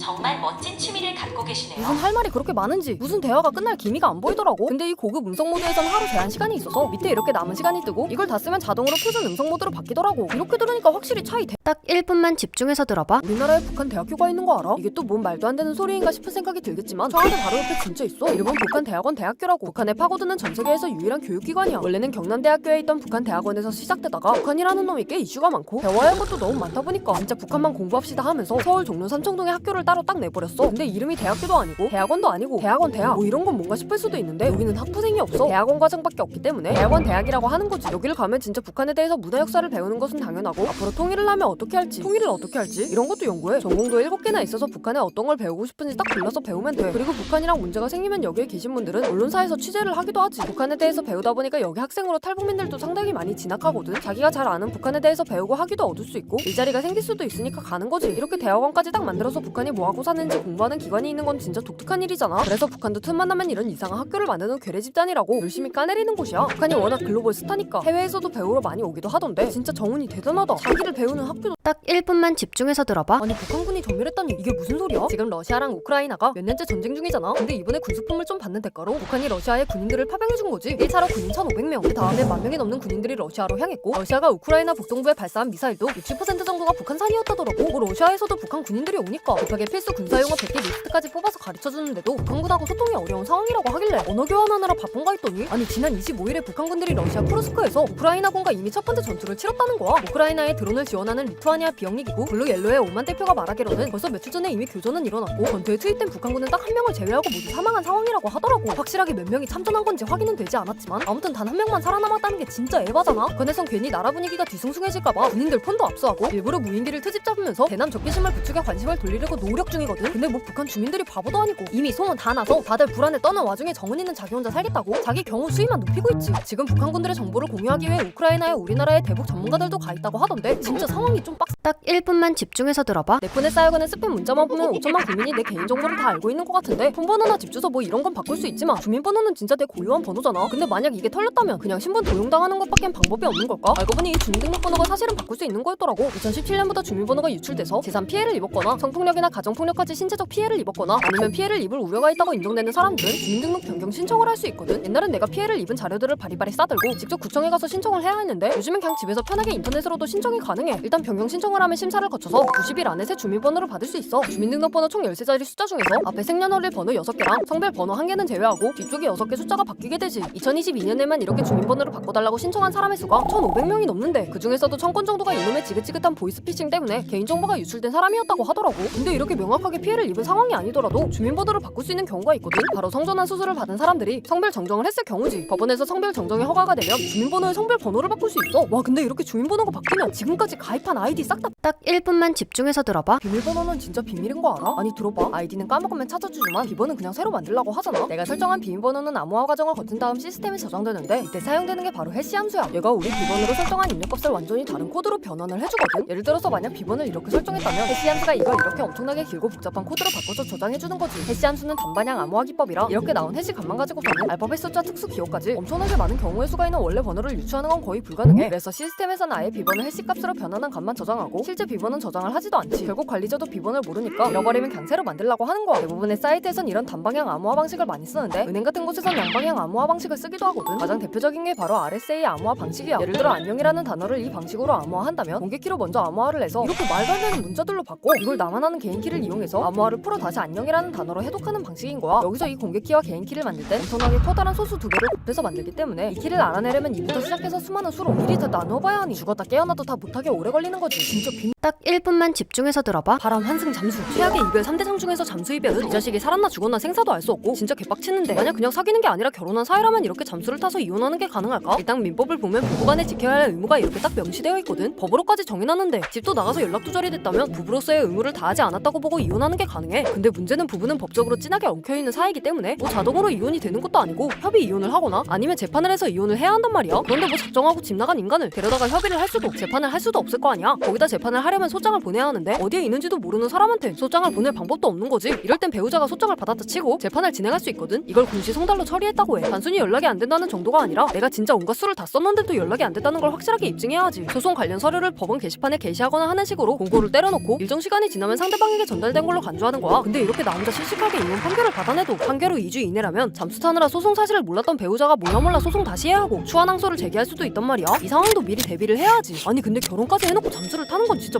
딱 1분만 집중해서 들어봐. 다들 이 사진 알지? 천안문 육사 항쟁의 사진이야. 이때 사람들을 제압하려고 탱크가 막 몰려왔는데 여기 한 남자가 맨몸으로 탱크를 막아섰어. 그래서 탱크맨이라고 불리지. 도대체 이 사람은 어떻게 됐을까? 일단 이 사람은 왕웨이린 또는 장웨이민이라는 가명으로 알려져 있거든. 장웨이민의 한자를 풀어서 해석하면 시민을 위해서라는 뜻이 돼. 그래서 사람들이 훗날 붙인 이름일 확률이 높아. 난 그냥 왕웨이인이라 부를게. LA 타임즈에서 밝힌 내용을 보면 왕웨이린은 고고학을 배우는 평범한 19살 학생이라고 하더라고. 그 19살짜리 꼬맹이가 탱크 앞을 막아선 거지. 당시 시대도 시대고 중국도 중국이니까 이 왕웨이린이라는 사람은 잡혀서 부적을 하고 있다거나 처형을 당했다는 썰이 많았어. 왜냐면 이 영상이 끝날 쯤 4명의 사람이 이 남자를 끌고 가는 모습이 포착됐기 때문이야. 근데 나중에 중국의 5대 주석인 장점인의 인터뷰에서 자기 생각엔 절대 죽지 않았을 거다 뭐 이런 식으로 대답을 한 거지. 그럼 계속 감옥에 있는 건가? 아니면 탈출을 한 건가? 이런 의구심이 들 수도 있잖아. 그러다 2017년 탱크맨이 홍콩에 있는 중국 인권운동 정보센터 센터의 인터뷰에서 살아있다는 것을 밝힌 거야. 자기는 다행히 감옥도 안 갔고 중국 밖을 벗어난 적도 없고 그냥 이름을 숨기고 중국이 민주국가가 될 때까지 조용히 살고 싶다고 하더라고. 당연히 사진도 없기 때문에 진위 여부는 중국이 진짜 민주국가가 돼야 알 수 있을 것 같아. 그러니까 우린 영원히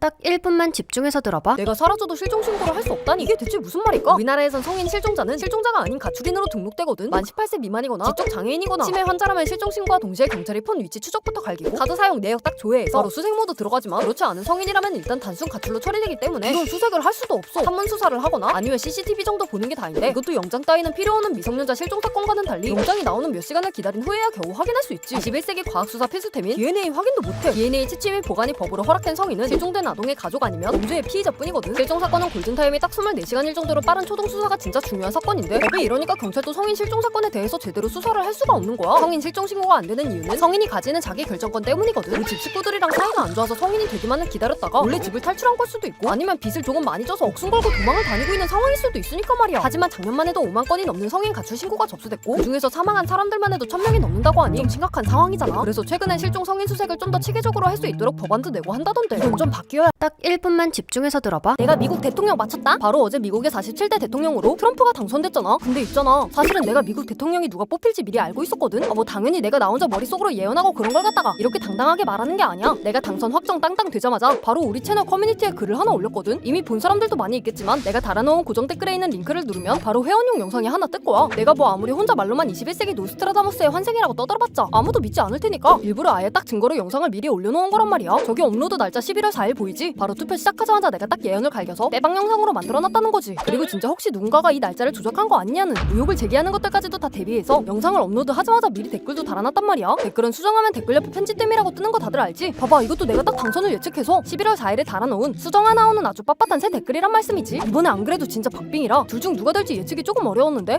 또 그 어려운 걸 내가 해냈다는 거 아니겠어? 뭐 어디 예언 수행이라도 다녀온 것도 아니고 그럼 어떻게 내가 미국 대통령이 누가 될지 예측할 수 있었냐고? 특별히 내가 방법을 알려줄게. 궁금한 사람은 고정 댓글 한번. 딱 1분만 집중해서 들어봐. 우리나라랑 북한이랑 1대1로 맞다이 뜨면 과연 누가 이길까? 일단 병력부터 봐볼게. 먼저 한국과 북한의 상비군과 예비군 수치만 놓고 보면 이렇게 우리가 수적으로 조금 딸리는 것 같지만 실제로 싸울 수 있는 북한군은 현역 예비역 다 합쳐도 100에서 140만 명 정도로 사실상 우리나라의 절반도 안 되는 처참한 수준이라고 하더라고. 근데 수가 딸려도 북한군이 차력쇼하는 거 보면 깡은 조금 좋아 보이잖아. 하지만 그런 북한군은 정은이 지키느라 바쁘고 사실 북한군의 대부분은 밥도 약도 잘 못 먹는 데다 연간 사격량은 고작 3발인 정도라 애랑 어른이 스파링하는 수준이라고 봐도 무방하지. 육상 전력을 비교해보면 북한이 수는 많지만 전차만 해도 구식인 1, 2세대가 대부분이라 3세대 이상 전차들을 가진 우리나라의 성능으로 비빌 수가 없어. 폴더폰이랑 지금 나온 갤럭시 최신폰이랑 뭐 비교가 되겠어? 해상전력과 항공전력도 마찬가지야. 특히 얘네들은 운용하는데 돈이 진짜 장난 아니게 깨진단 말이야. 근데 총생산 지수가 우리나라랑 60배나 차이 나는 나라에서 소고기국에 밥 말아먹을 돈도 없는데 무기만 많이 가지고 있어봤자 창고에 박아두는 게 더 많을 거란 말이야. 세계 군사력 지수가 우리나라는 5위, 북한은 36위인 데는 이유가 있는 거지. 애초에 북한은 우리나라에 비해 인구수도 절반인데다가 사람들이 하루에 섭취하는 칼로리만 해도 비교조차 안 되니 뭐 힘이나 제대로 쓰겠어? 근데 북한이 빡쳐서 핵 날리면 어떡하냐고? 잠깐 솔직히 그건 딱 1분만 집중해서 들어봐. 가끔 방구석에서 넷플을 보다 보면 엄마한테 들키면 안 될 것 같고 괜히 막 얼굴 빨개지는 장면들이 나올 때가 있잖아. 아니 분명 19금도 아니었는데 이런 장면들이 나와도 되는 걸까? 일단 영상에 등급을 매길 때 뭐 이런 야식꾸리한 것들 말고도 여러 기준들을 다 고려해서 등급을 매기거든. 선정성과 폭력성은 기본이고 주제, 대사, 공포, 약물, 모방 유형까지 더해서 총 7개의 항목을 기준으로 판단하지. 이것들이 너무 구체적이거나 너무 노골적으로 표현돼서 청소년에게는 아직 좀 이르다 싶으면 청불 딱지를 붙이는 거야. 여기서 포인트는 구체적인이라는 건데 뭐 막 특정 부위를 강조한다던가 그런 장면이 대놓고 나오는 게 아니라 그냥 은근히 암시만 하는 정도라면 아래 등급인 15세 관람가에서도 나올 수 있기 때문에 가족들이랑 같이 보다가도 왠지 좀 얼굴 보기 민망한 상황이 만들어지기도 하는 거지. 근데 이게 별로 야하지 않다거나 폭력적이지 않더라도 청불 등급을 받는 경우도 있거든. 반사회적인 위험한 사상을 주제로 다룬다던가 우정 간의 성적인 행위가 묘사되는 등 우리나라 국민들의 일반적인 정서와 맞지 않는 경우에도 청불 딱지를 받을 수도 있어.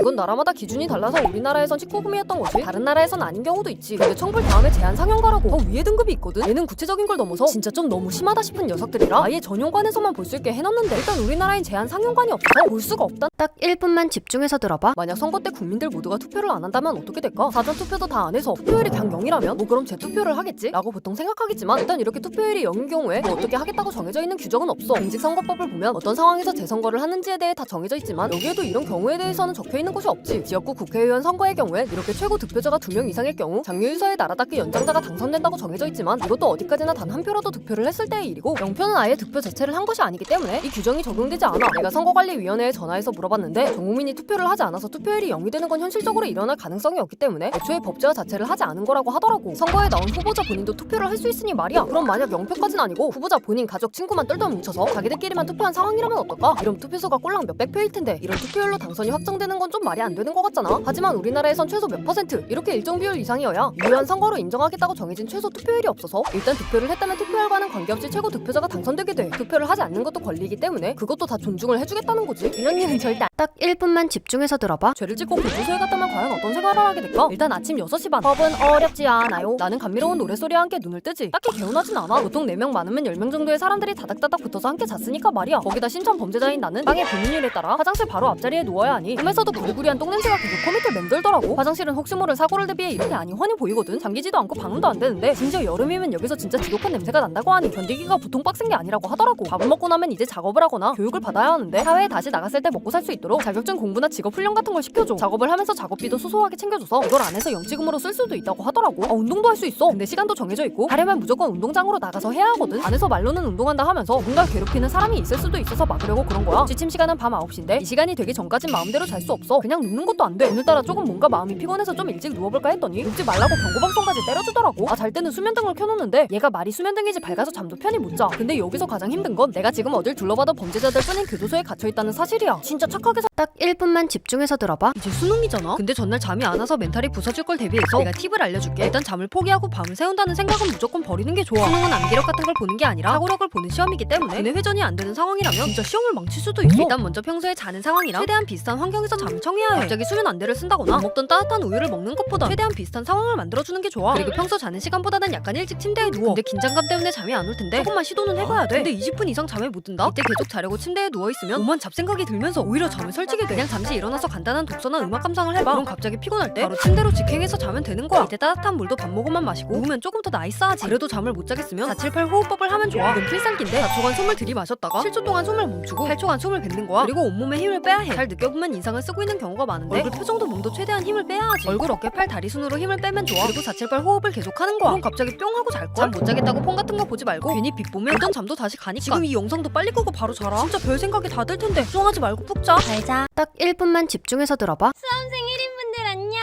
드디어 12년 입시 인생의 마지막 시험이 끝났네. 물론 이제 면접도 봐야 하고 실기시험을 보는 친구들도 있는 거 내가 다 안다.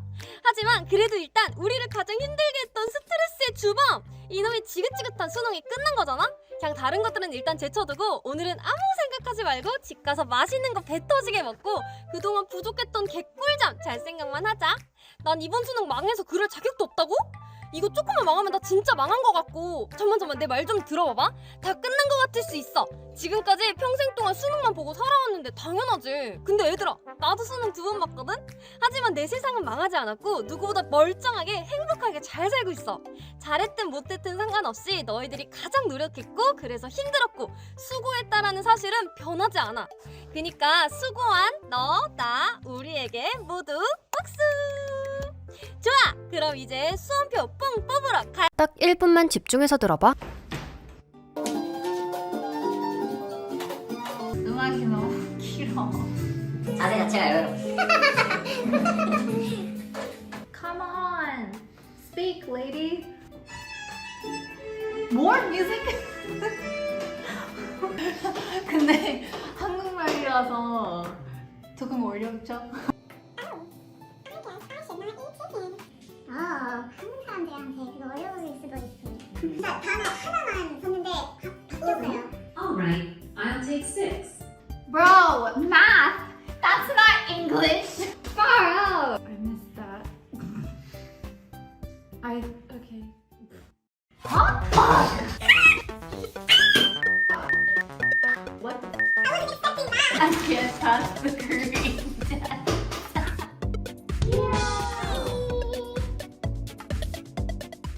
딱 1분만 집중해서 들어봐. 11월인데 이게 추웠다가 더웠다가 막 난리잖아. 올겨울은 도대체 얼마나 추울까? 일단 가을을 스킵하고 겨울로 건너뛰다 다시 여름을 소환하는 이런 올해의 겨울답게 11월은 따뜻하고 12월은 엄청 춥고 1월은 다시 따뜻한 그런 이상한 날씨가 될 예정이야. 물론 1월이 따뜻하다고 해서 봄 같다는 말은 아니고 적당하게 평소에 겨울이나 1월보다는 훨씬 따뜻할 예정이라는 거지. 작년 겨울은 기상 관측이래. 두 번째로 따뜻한 겨울이었는데 올해도 작년이랑 비슷할 전망이라고 해. 12월은 저기 시베리아 대륙 쪽에 있는 바람이 스물스물 기어내려와서 엄청나게 추울 수도 있거든. 근데 태평양의 뜨끈한 바람이 계속 우리나라 근처에 있으면서 12월을 빼고 우리나라 우리나라를 계속 들러줄 거라고 하더라고. 작년에도 겨울에 계속 비가 왔거든. 이게 엄청 더운 겨울이라는 증거지. 올해도 겨울에 비가 많이 오는 기이한 겨울이 될 거라더라고. 11월이랑 1월은 평소 겨울보다 1.6도 정도 더울 거라니까 오락가락 날씨를 맞이하게 될 거야. 12월에도 전국 모든 기온이 영하 12도 밑으로 내려가는 미친 한파가 오는 날이 하루 정도 있을까 말까 할 거래. 근데 이러면 따뜻한 겨울이니까 개이득이라고 생각할 수도 있는데 웃긴 게 어제까지는 포근했다가 갑자기 다음날 미친 한파가 온다는 거야. 지금도 어제는 따뜻하다가 오늘 갑자기 패딩 없으면 안 되고 내일은 패딩 입고 나오면 찜질방을 경험하게 되잖아. 이게 다 지구 온난화 때문이라고 하던데 진짜 옷을 어떻게 사야지. 딱 1분만 집중해서 들어봐.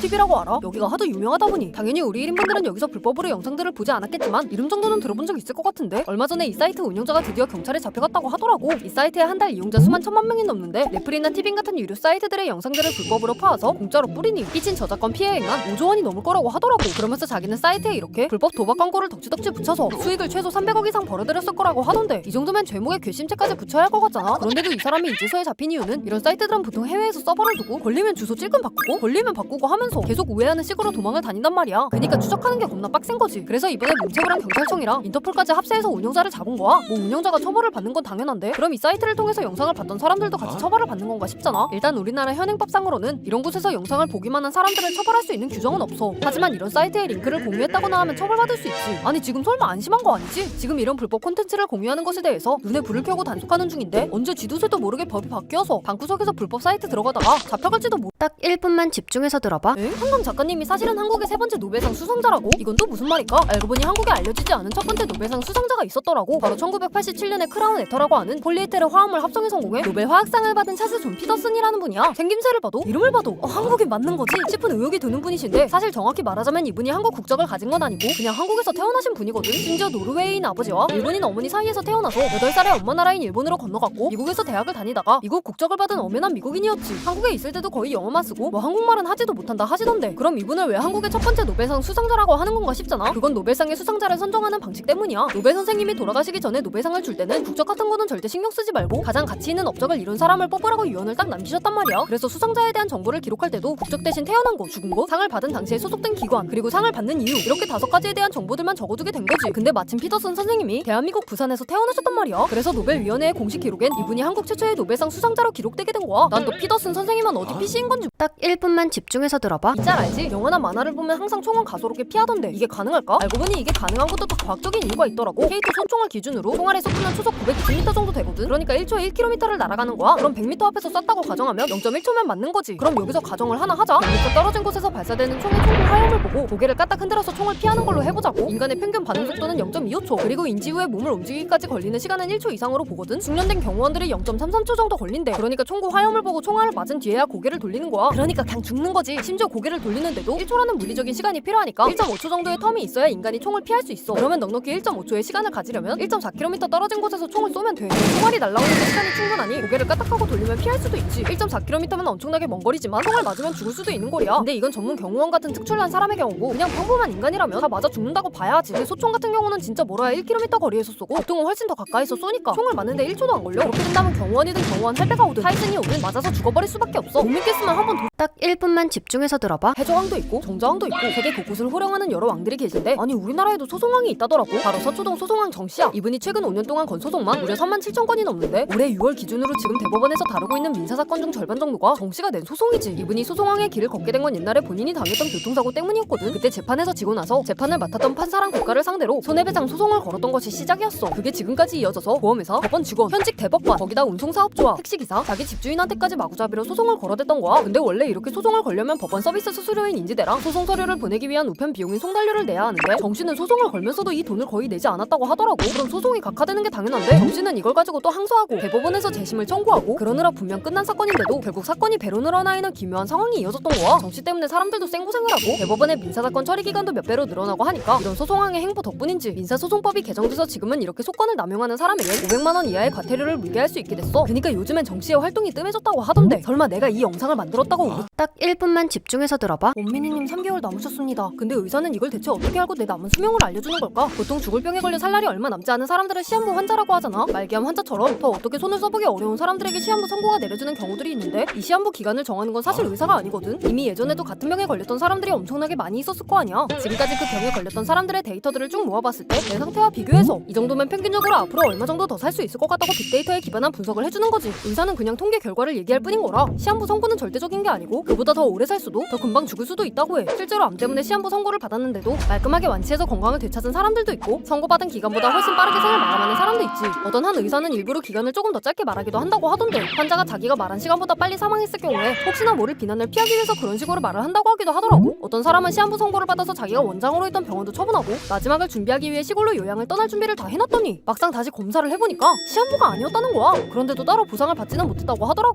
이런 건 진짜 시한부가 아니라 다행이긴 한데 이게 참. 딱 1분만 집중해서 들어봐. 대통령들은 어떤 차를 탈까? 일단 대한민국은 보통 벤츠 마이바흐의 방탄 버전인 마이바흐 가드를 타고 다니고 제네시스 EQ900의 엔탄 버전도 타고 다니지. 버스는 현대 유니버스를 탄대. 일본 총리는 토요타 센츄리, 일본의 왕은 토요타 센츄리 로얄을 타. 이 차도 센츄리를 조금 더 왕실에 맞게 개조한 거라고 보면 돼. 중국은 중국처럼 생긴 홍치 L5를 타고 미국은 영화에 엄청 많이 나오던 캐딜락 프레지덴셜 스테이트카를 타. 트렁크에 산소 공급 장치에 화재 진압 시스템이 있고 차체 방탄은 기본 13cm 두께의 방탄 유리까지 있어서 기관총 따위는 툴툴 털어내지. 지뢰를 밟아도 되게 13cm에 달하는 금속이 달려있어. 앞에는 야간에도 불 끄고 달리게 야간 투시 장비도 있지. 러시아는 아우루스 세나트를 타. 프랑스는 약간 독특하거든. DS7, 호주 5008, 르노 라팔 같은 SUV를 타고 다닌대. 영국은 아우디 A8을 개조해서 타고 다니고 영국의 왕은 벤틀리 스테이트 리무진을 타. 당연히 특수 제작돼서 방탄유리 같은 자질구레한 기능은 빵빵하게 들어가 있지. 또 바티칸 시국도 독특한 걸 타거든. 교황님이 엄청나게 잘 보이도록 개조된 벤츠 M클래스를 타쇼. 여기는 뒤에 자리가 완전 성스럽게 보이는 차야. 교황만 타고 다닌다고 해서 호프 모빌이라고 불리기도 한데. 그리고 대망의 북한도 재미있는데 벤츠 S600 풀만가드부터 S클래스 마이바흐 GLS, 마이바흐 62, 러시아의 아우루스 세나트, rolls-로이스 팬텀까지 엄청나게 비싼 차들을 타고 다니지. 너만 비싼 거. 딱 1분만 집중해서 들어봐. 뚱뚱하면 죽을 때도 편히 못 죽을 수 있다고? 이게 대체 무슨 말일까? 일단 이건 그냥 우리가 평소에 밥 좀 많이 먹어서 평범하게 살이 찐 걸 말하는 게 아니야. 진짜 병적으로 너무 살이 쪄서 제대로 걸어다니기도 힘든 그 초고도 비만의 경우지. 일단 이러면 평범한 관에도 들어갈 수가 없거든. 보통 우리나라에서 쓰는 나무관의 규격을 보면 길이 195cm, 폭 50cm, 높이 40cm 정도. 좀 더 사이즈가 크다고 해도 길이 200cm, 폭 60cm, 높이 45cm 정도인데 이 관에 들어갈 수 없으니 관을 주문 제작해서 따로 맞춰야 하지. 그렇게 관을 커스텀해서 만들었다고 해도 화장장에 들어가지 못할 수도 있어. 시신을 화장할 때는 관이 통째로 화장로에 들어가게 되는데 이 사이즈가 맞지 않으면 아예 관을 태울 수가 없는 거지. 얼마 전 영국에서 300kg가 넘는 남자가 사망했는데 시신이 너무 큰 탓에 몸에 맞춰서 관을 새로 만들어야 했고 화장 대신 매장을 하더라도 밑자리도 혼자서 2인분을 사용해야 할 거라고 하더라고. 중국에서도 옛날에 300kg가 넘는 남자가 병으로 죽었는데 이 사람의 시신이 화장로에 들어갈 수가 없으니까 화장이 기본적인 중국에서 특별히 매장하는 걸 허락해준 적도 있었어. 심지어 스페인 발렌시아에서는 이렇게 초고도 비만에 걸린 사람은 시신을 태울 때 다이옥신 같은 독성 물질이 너무 많이 나온다면서 아예 이런 사람의 시신을 화장하는 걸 금지하는 법을 만들 거라고 하기도 했었지. 죽어서도 편히 못 쉬는 건 너무 슬퍼. 딱 1분만 집중해서 들어봐. 뉴스를 보면 북한 얘기를 할 때마다 정은이 얼굴을 보여주잖아. 이런 북한의 영상들은 맘대로 써도 되는 걸까? 알고 보니 북한 자료들을 맘대로 쓰는 게 아닌 이유가 있었더라고. 사실은 우리나라 방송사들은 꼬박꼬박 북한에게 북한 영상 같은 자료를 쓰는 대가로 남북경제문화협력재단에 저작권료를 지급하고 있거든. 이게 매년 1억 2억씩 해서 2009년부터 2023년까지 모여있는 저작권료가 약 28억 5천만 원이나 되지. 근데 다들 알다시피 원칙적으로 우리나라가 북한에 돈을 보내는 것은 금지되어 있잖아. 그래서 이 돈이 고스란히 남한에 있는 북한의 재산으로 법원에 맡겨져 있는 상황이라고 하더라고. 뭐 아무튼 우리는 클린하게 헌법도 따지고 국제조약도 따져가면서 몇십억씩 모아두고 있는데 북한에서는 우리나라 영상을 그냥 불폼해서 자기들 맘대로 갖다 쓰고 있단 말이야. 일단 북한에서 우리나라 저작물을 쓰는 것에 대해선 특별히 합의된 바가 없기도 하고 북한의 저작권법에서는 국가 관리에 필요하다고 인정되기만 하면 저작권 허가 따위는 무시하고 정은이 맘대로 갖다 써도 되기 때문에 우리나라 영상들도 자기들 마음대로 쓰고 있는 거지. 마침 얼마 전에 북한에서 우리나라 뉴스 영상을 불폼해서 썼던 적이 있었거든. 그때도 김여정이 아주 당당하게 구도가 보기 좋길래 썼는데 문제있냐고 오히려 적반하장으로 우리가 무단으로 북한 영상을 쓴다고 큰소리를 치더라고. 하긴 뭐 정은이 말 한마디면 다 되는 나라인데 저작권 의식이 뭐가 중요해. 딱 1분만 집중해서 들어봐. 이게 전투기를 세차하는 거라고? 이건 전투기가 너무 빨리 날아서 공기 압력과 온도의 변화 때문에 생기는 수증기 응축 현상이고 그럼 진짜 전투기는 과연 어떻게 세차를 하는 걸까? 일단 전투기가 한번 비행을 가서 집 떠났다 돌아오면 전투기 겉면에 먼지도 많이 묻고 여러 이물질이 조금 많이 낀단 말이야. 특히나 바다 위에서 하는 해상 임무를 마친 전투기라면 표면이 소금물에 절여져서 기체의 표면을 부식시키는 등의 문제가 생길 수 있어. 그래서 비행이 끝난 전투기라면 특히 낮은 고도에서 비행을 한 전투기는 바로바로 세척을 해줘야 이 귀하신 몸을 조금 더 오래 안전하게 탈 수 있는 거야. 뭐 자동차처럼 좌우 위아래로 알아서 자동 세차를 해주는 건 아니고 이렇게 유도로의 바닥에서 물을 뿜고 있으면 전투기가 그 위를 천천히 지나가면 끝이야. 이걸 항공기 린스라고 해. 뭐 전투기가 린스에서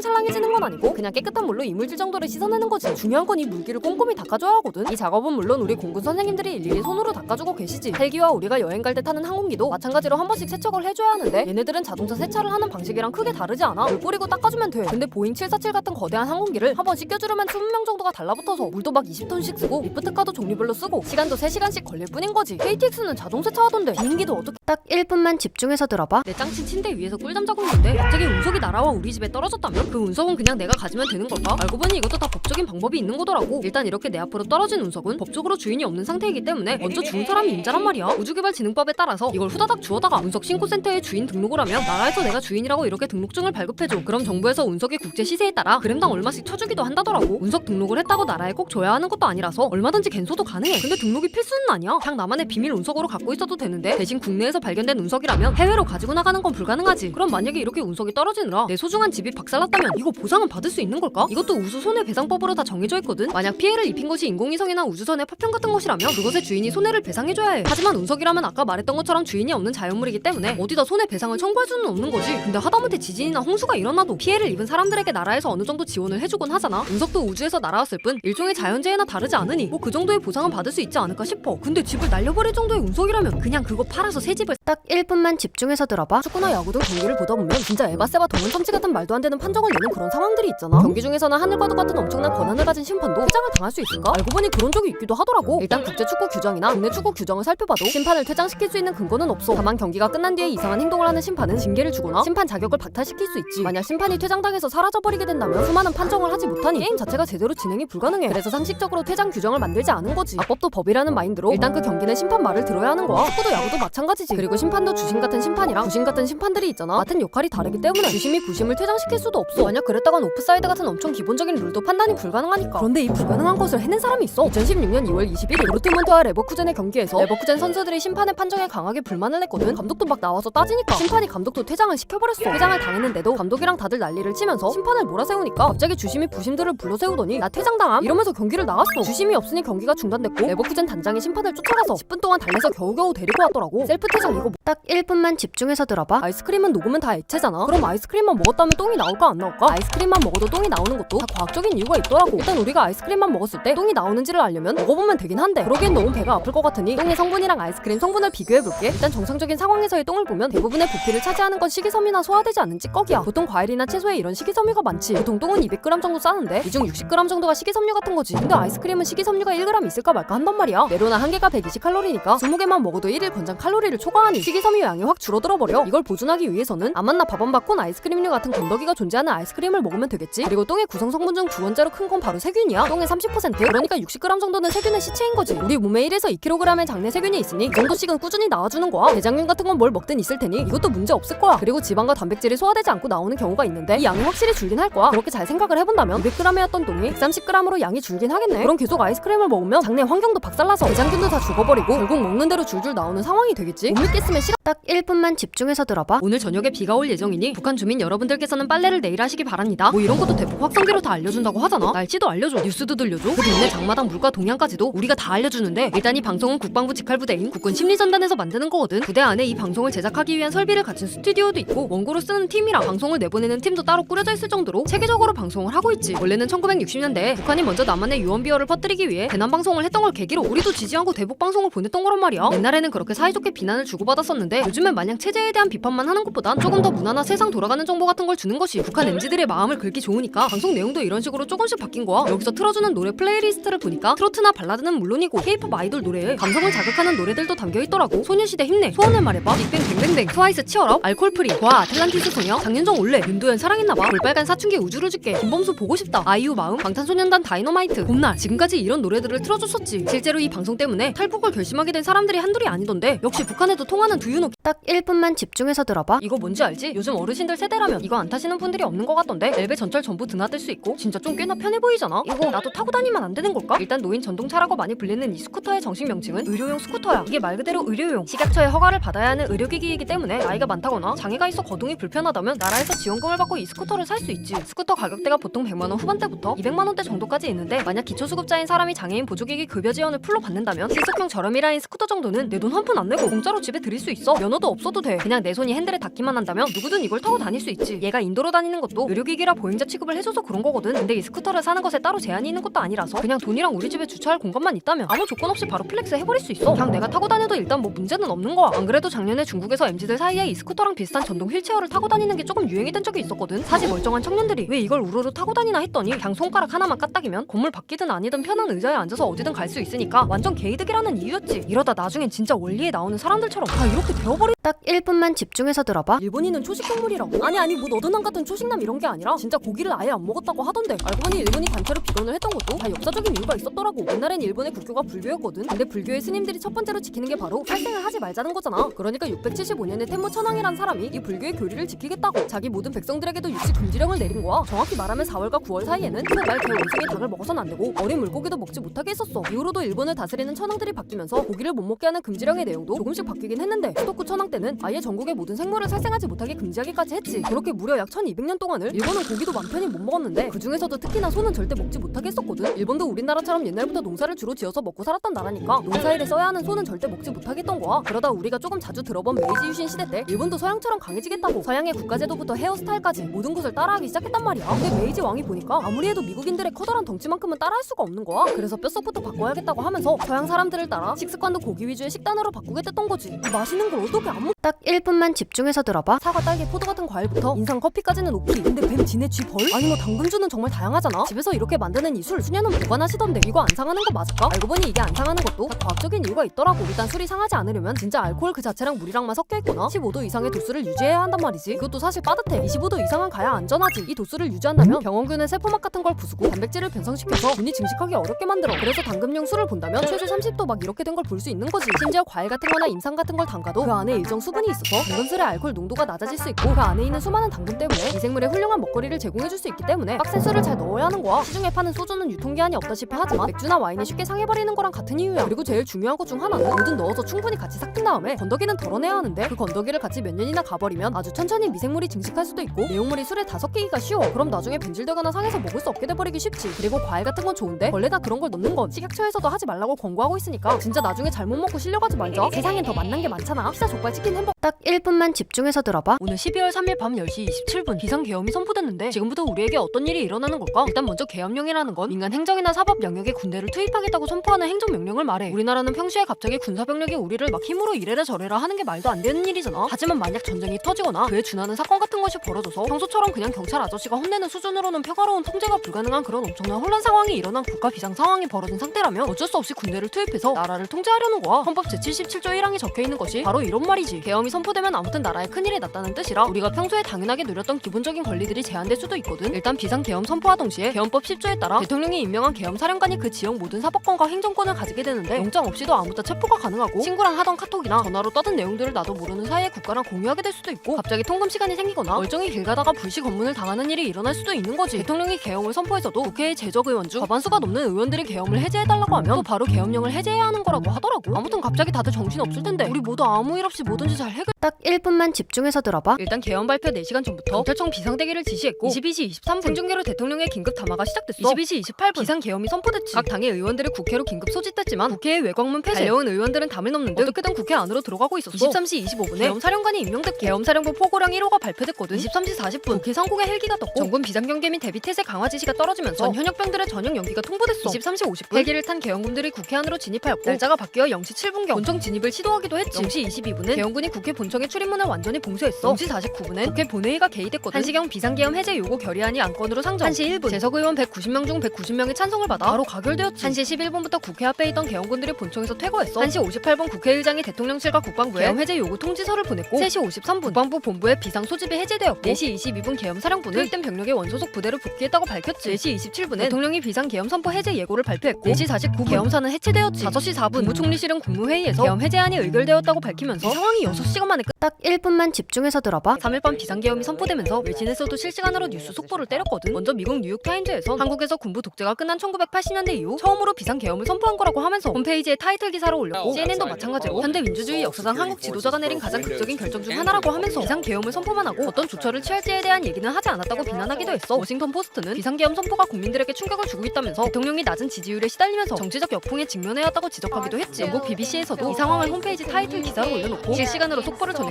로이터 통신에서 이번 비상계엄 선포는 1980년대 이후 민주적이라고 여겨온 한국에 큰 충격파를 던진 거라고 보도했지. 일본의 NHK는 이 비상계엄 선포가 내년 예산안 국회 심의에서 야당이 반발하는 것에 대한 대응으로 보인다고 전했고 교도통신에서도 대통령이 저조한 지지율 때문일 것으로 보인다면서 반 국가 세력 척결을 주장했지만 그게 구체적으로 무엇인지는 명확하지 않다고 전했어. 중국 관영 매체들도 비상계엄에 대해 속보를 쏟아냈는데 특히 CCTV에선 우리 국회의원들에 대한 소집령에 대한 내용을 전하면서 우리 국회의 기자를 배치하기도 했지. 중동 알자지라에서도 이게 최후의 수단으로 선택할 수 있는 유일한 길이었을 거라고 생각한다고 보도하기도 했던 근데 진짜 딱 1분만 집중해서 들어봐. 경기장의 위는 이렇게 뻥 뚫려 있잖아. 그럼 그냥 사다리차 같은 것 좀 가져다가 경기장 밖에서 내가 알아서 자급자족으로 경기 좀 보면 안 되는 걸까? 보니까 외국에서는 이렇게 경기장 밖에 하느님석에서 경기를 보기도 하던데, 사실 이건 폴란드에서 코로나 때 강제로 거리두기 하느라 경기장에 못 들어가는 사람들을 위해 이벤트로 이렇게 포크레인에 태워 경기를 보여줬던 거고, 만약 내가 혼자 알아서 이런 중장비까지 대동해오겠다고 하면 그래, 일단 경기를 보는 것 자체에 문제가 없거든. 야구장만 봐도 일부러 개방형 외야구조로 경기장을 만들어서 어떤 구역은 지나다니던 사람들이 경기장 안을 그냥 조금 볼 수 있게 만들고 한단 말이야. 이렇게 대충 한번 봤다가 다음번에는 경기장 안에서 제대로 경기를 보고 싶다는 마음이 들 수 있게 일부러 호기심을 유발할 수 있도록 노리고 이렇게 지은 거지. 근처에 높은 건물이 있다면 거기서 이렇게 경기를 보기도 하잖아. 아무튼 이렇게 일부러 보여주기도 하니 밖에서 볼 수는 있지만 문제는 나를 태우고 경기장 위까지 올려보내준 바로 이 포크레인이야. 포크레인 같은 이런 중장비 건설 기계는 자동차가 아니기 때문에 아무데나 세울 수 없어서 전용 주차장에만 세워야 하는 데다가 이런 사다리차 같은 것도 사다리를 한껏 늘려서 경기장 위로 올라가기 위해선 사전에 직접 허가를 미리 받아야 하는데, 경기 보려고 나 좀 태워달라는 말에 일단 먼저 허가를 해줄 리가 없어. 거기다 이거 빌리는 비용까지 생각하면 우리 그냥 정보에서 티켓 딱 1분만 집중해서 들어봐. 1인분들 그 소식 들었어? 1분만 방탈출 만화책이 나왔잖아. 알고 보니 이 책을 집에 하나씩 쟁여둬야 하는 것에도 다 실용적인 이유가 있더라고. 일단 우리 책이 단단한 하드커버로 나왔거든. 다선생 살상용으로 이만한 책이 없어. 높이가 조금 맞지 않는 책상단의 길이 맞출 때도 이만한 책이 또 없고, 에코백처럼 이렇게 매가리 없이 흐물덩거리는 가방의 모양을 잡기 위해서도 2권 정도는 가지고 다니는 게 필수야. 가뜩이나 요즘 세상이 험하잖아. 이렇게 다니면 위험한 순간에 바로 가방에서 꺼내서 모서리를 빡! 호신용으로도 쓸 수 있어. 만약 평소에 마음에 드는 친구가 있었다? 그럼 우리 책이 더더욱 필요하거든. 일단 멀쩡한 가방 놔두고 책을 꼭 품에 안고 다니면서 한 줄기 지성을 뽐내주는 거야. 그때 상단에 이 방탈출 글씨를 딱 노출해줘서 평소에도 이렇게 머리 쓰는 활동을 활발하게 하고 있다는 걸 보여줄 수 있지. 꼭 이렇게 대놓고 보여주는 것이 아니더라도 평소에 시간 날 때마다 틈틈이 머리에 책을 얹고 모델 워킹을 연습해서 나의 척추 길이끈을 쫙쫙 편 다음 길바닥에 떨어진 나뭇잎 한 장을 주워서 책에 꽂아 말린 낙엽으로 책갈피를 만들어 선물해준다면 건강한 신체와 함께 흘러 넘치는 감성까지 함께 어필할 수 있는 거지. 감동 대신 금전을 챙길 수도 있어. 이렇게 책 사이사이마다 세종대왕님을 숨겨놓으면 엄마한테 내세웠던 뜯기지 않고 안전하게 지켜낼 수 있는 거야. 그리고 잠 안 올 때 책만 펴면 수면제 용도로도. 아 근데 솔직히 이거 꿀잼이라 그건 좀 힘들게. 딱 1분만 집중해서 들어봐. 씻다 보면 머리는 샴푸, 몸은 바디워시, 얼굴은 클렌징 폼, 치약으로 닦아야 하잖아. 사실 몸은 바디워시 같은 걸로 머리부터 발까지 어떻게 한다지만 치약을 대신하는 건 어려울 것 같은데, 알고 보니 양치를 비누나 샴푸로 하면 안 되는 것도 다 과학적인 이유가 있더라고. 일단 치약에 꼭 들어가야 하는 건 바로 불소거든. 아무리 깨끗하게 닦았다고 해도 입에는 금방 이물질이 생기고 온도 많아서 이가 쉽게 썩는단 말이야. 여기서 불소가 싹 이를 덮어줘서 이를 일정 기간 동안 보호해주는데, 샴푸나 바디워시, 비누에는 이런 불소가 없어. 그리고 샴푸에는 계면 활성제 같은 게 상당히 많이 포함되어 있는데 이게 오히려 입안에 점막에 자극을 줄 수가 있어. 치약은 먹어도 문제가 없지만 이런 샴푸나 비누 같은 건 잘못 먹으면 염기성 성분을 몸이 강하게 거부하면서 배탈이 나는 건 물론이고 음식물을 소화하는데 엄청난 방해를 받게 돼. 그리고 이런 염기성 성분이 입의 pH 농도를 바꾸거든. 아주 약간 산성 상태를 유지해야 하는데 비누 같은 친구들이 완전히 망쳐놓을 수 있지. 그럼 뭐가 안 좋냐? 일단 입안에 이상한 세균이 막 버글버글 끓을 수도 있어. 당연히 이가 상할 확률도 높아지겠지. 또 입안에 있는 세균이 나쁜 놈만 있는 게 아니거든. 우리 몸에 유익한 역할을 하는 세균도 엄청 많은데 애들이 잘 살고 있는 안방의 농도를 박살내버리면서 안 죽어야 할 세균들이 죽어나갈 수도 있어. 만약 치약이 없다면 식염수나 베이킹소다를 쓰면 썼지. 비누나 샴푸로는 닦지 마. 심지어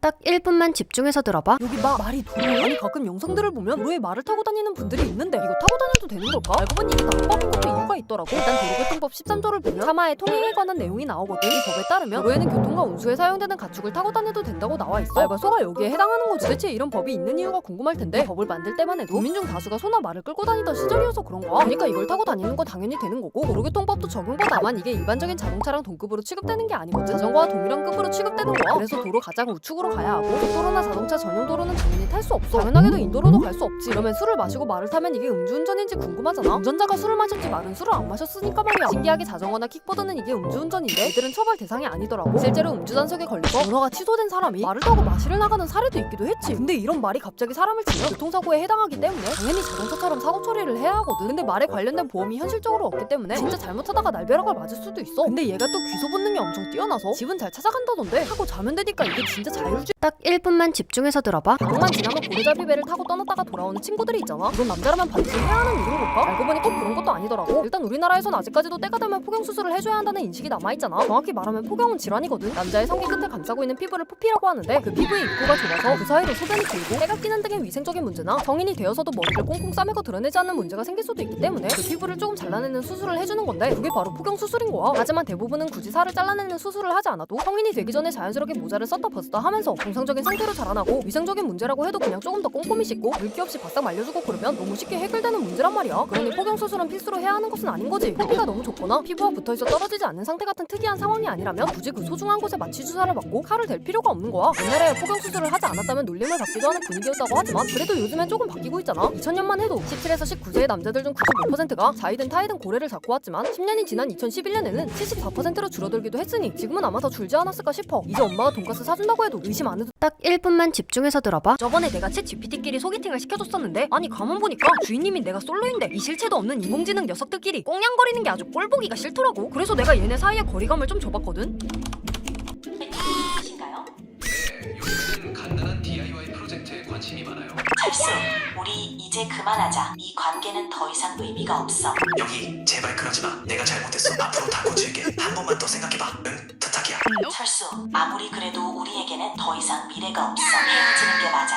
너 없이도 살 수 있을 거야. 이제 그만하자. 영희, 나 너 없이 어떻게 살아? 우리가 함께라면 분명히 나아질 수 있어. 내가 더 노력할게. 제발 한 번만 더 태그를 줘. 다시 시작해보자. 응? 이제 우리에게는 더 이상 기회가 없어. 아무리 노력해도 소용없을 거야. 이제 그만하자. 알겠어.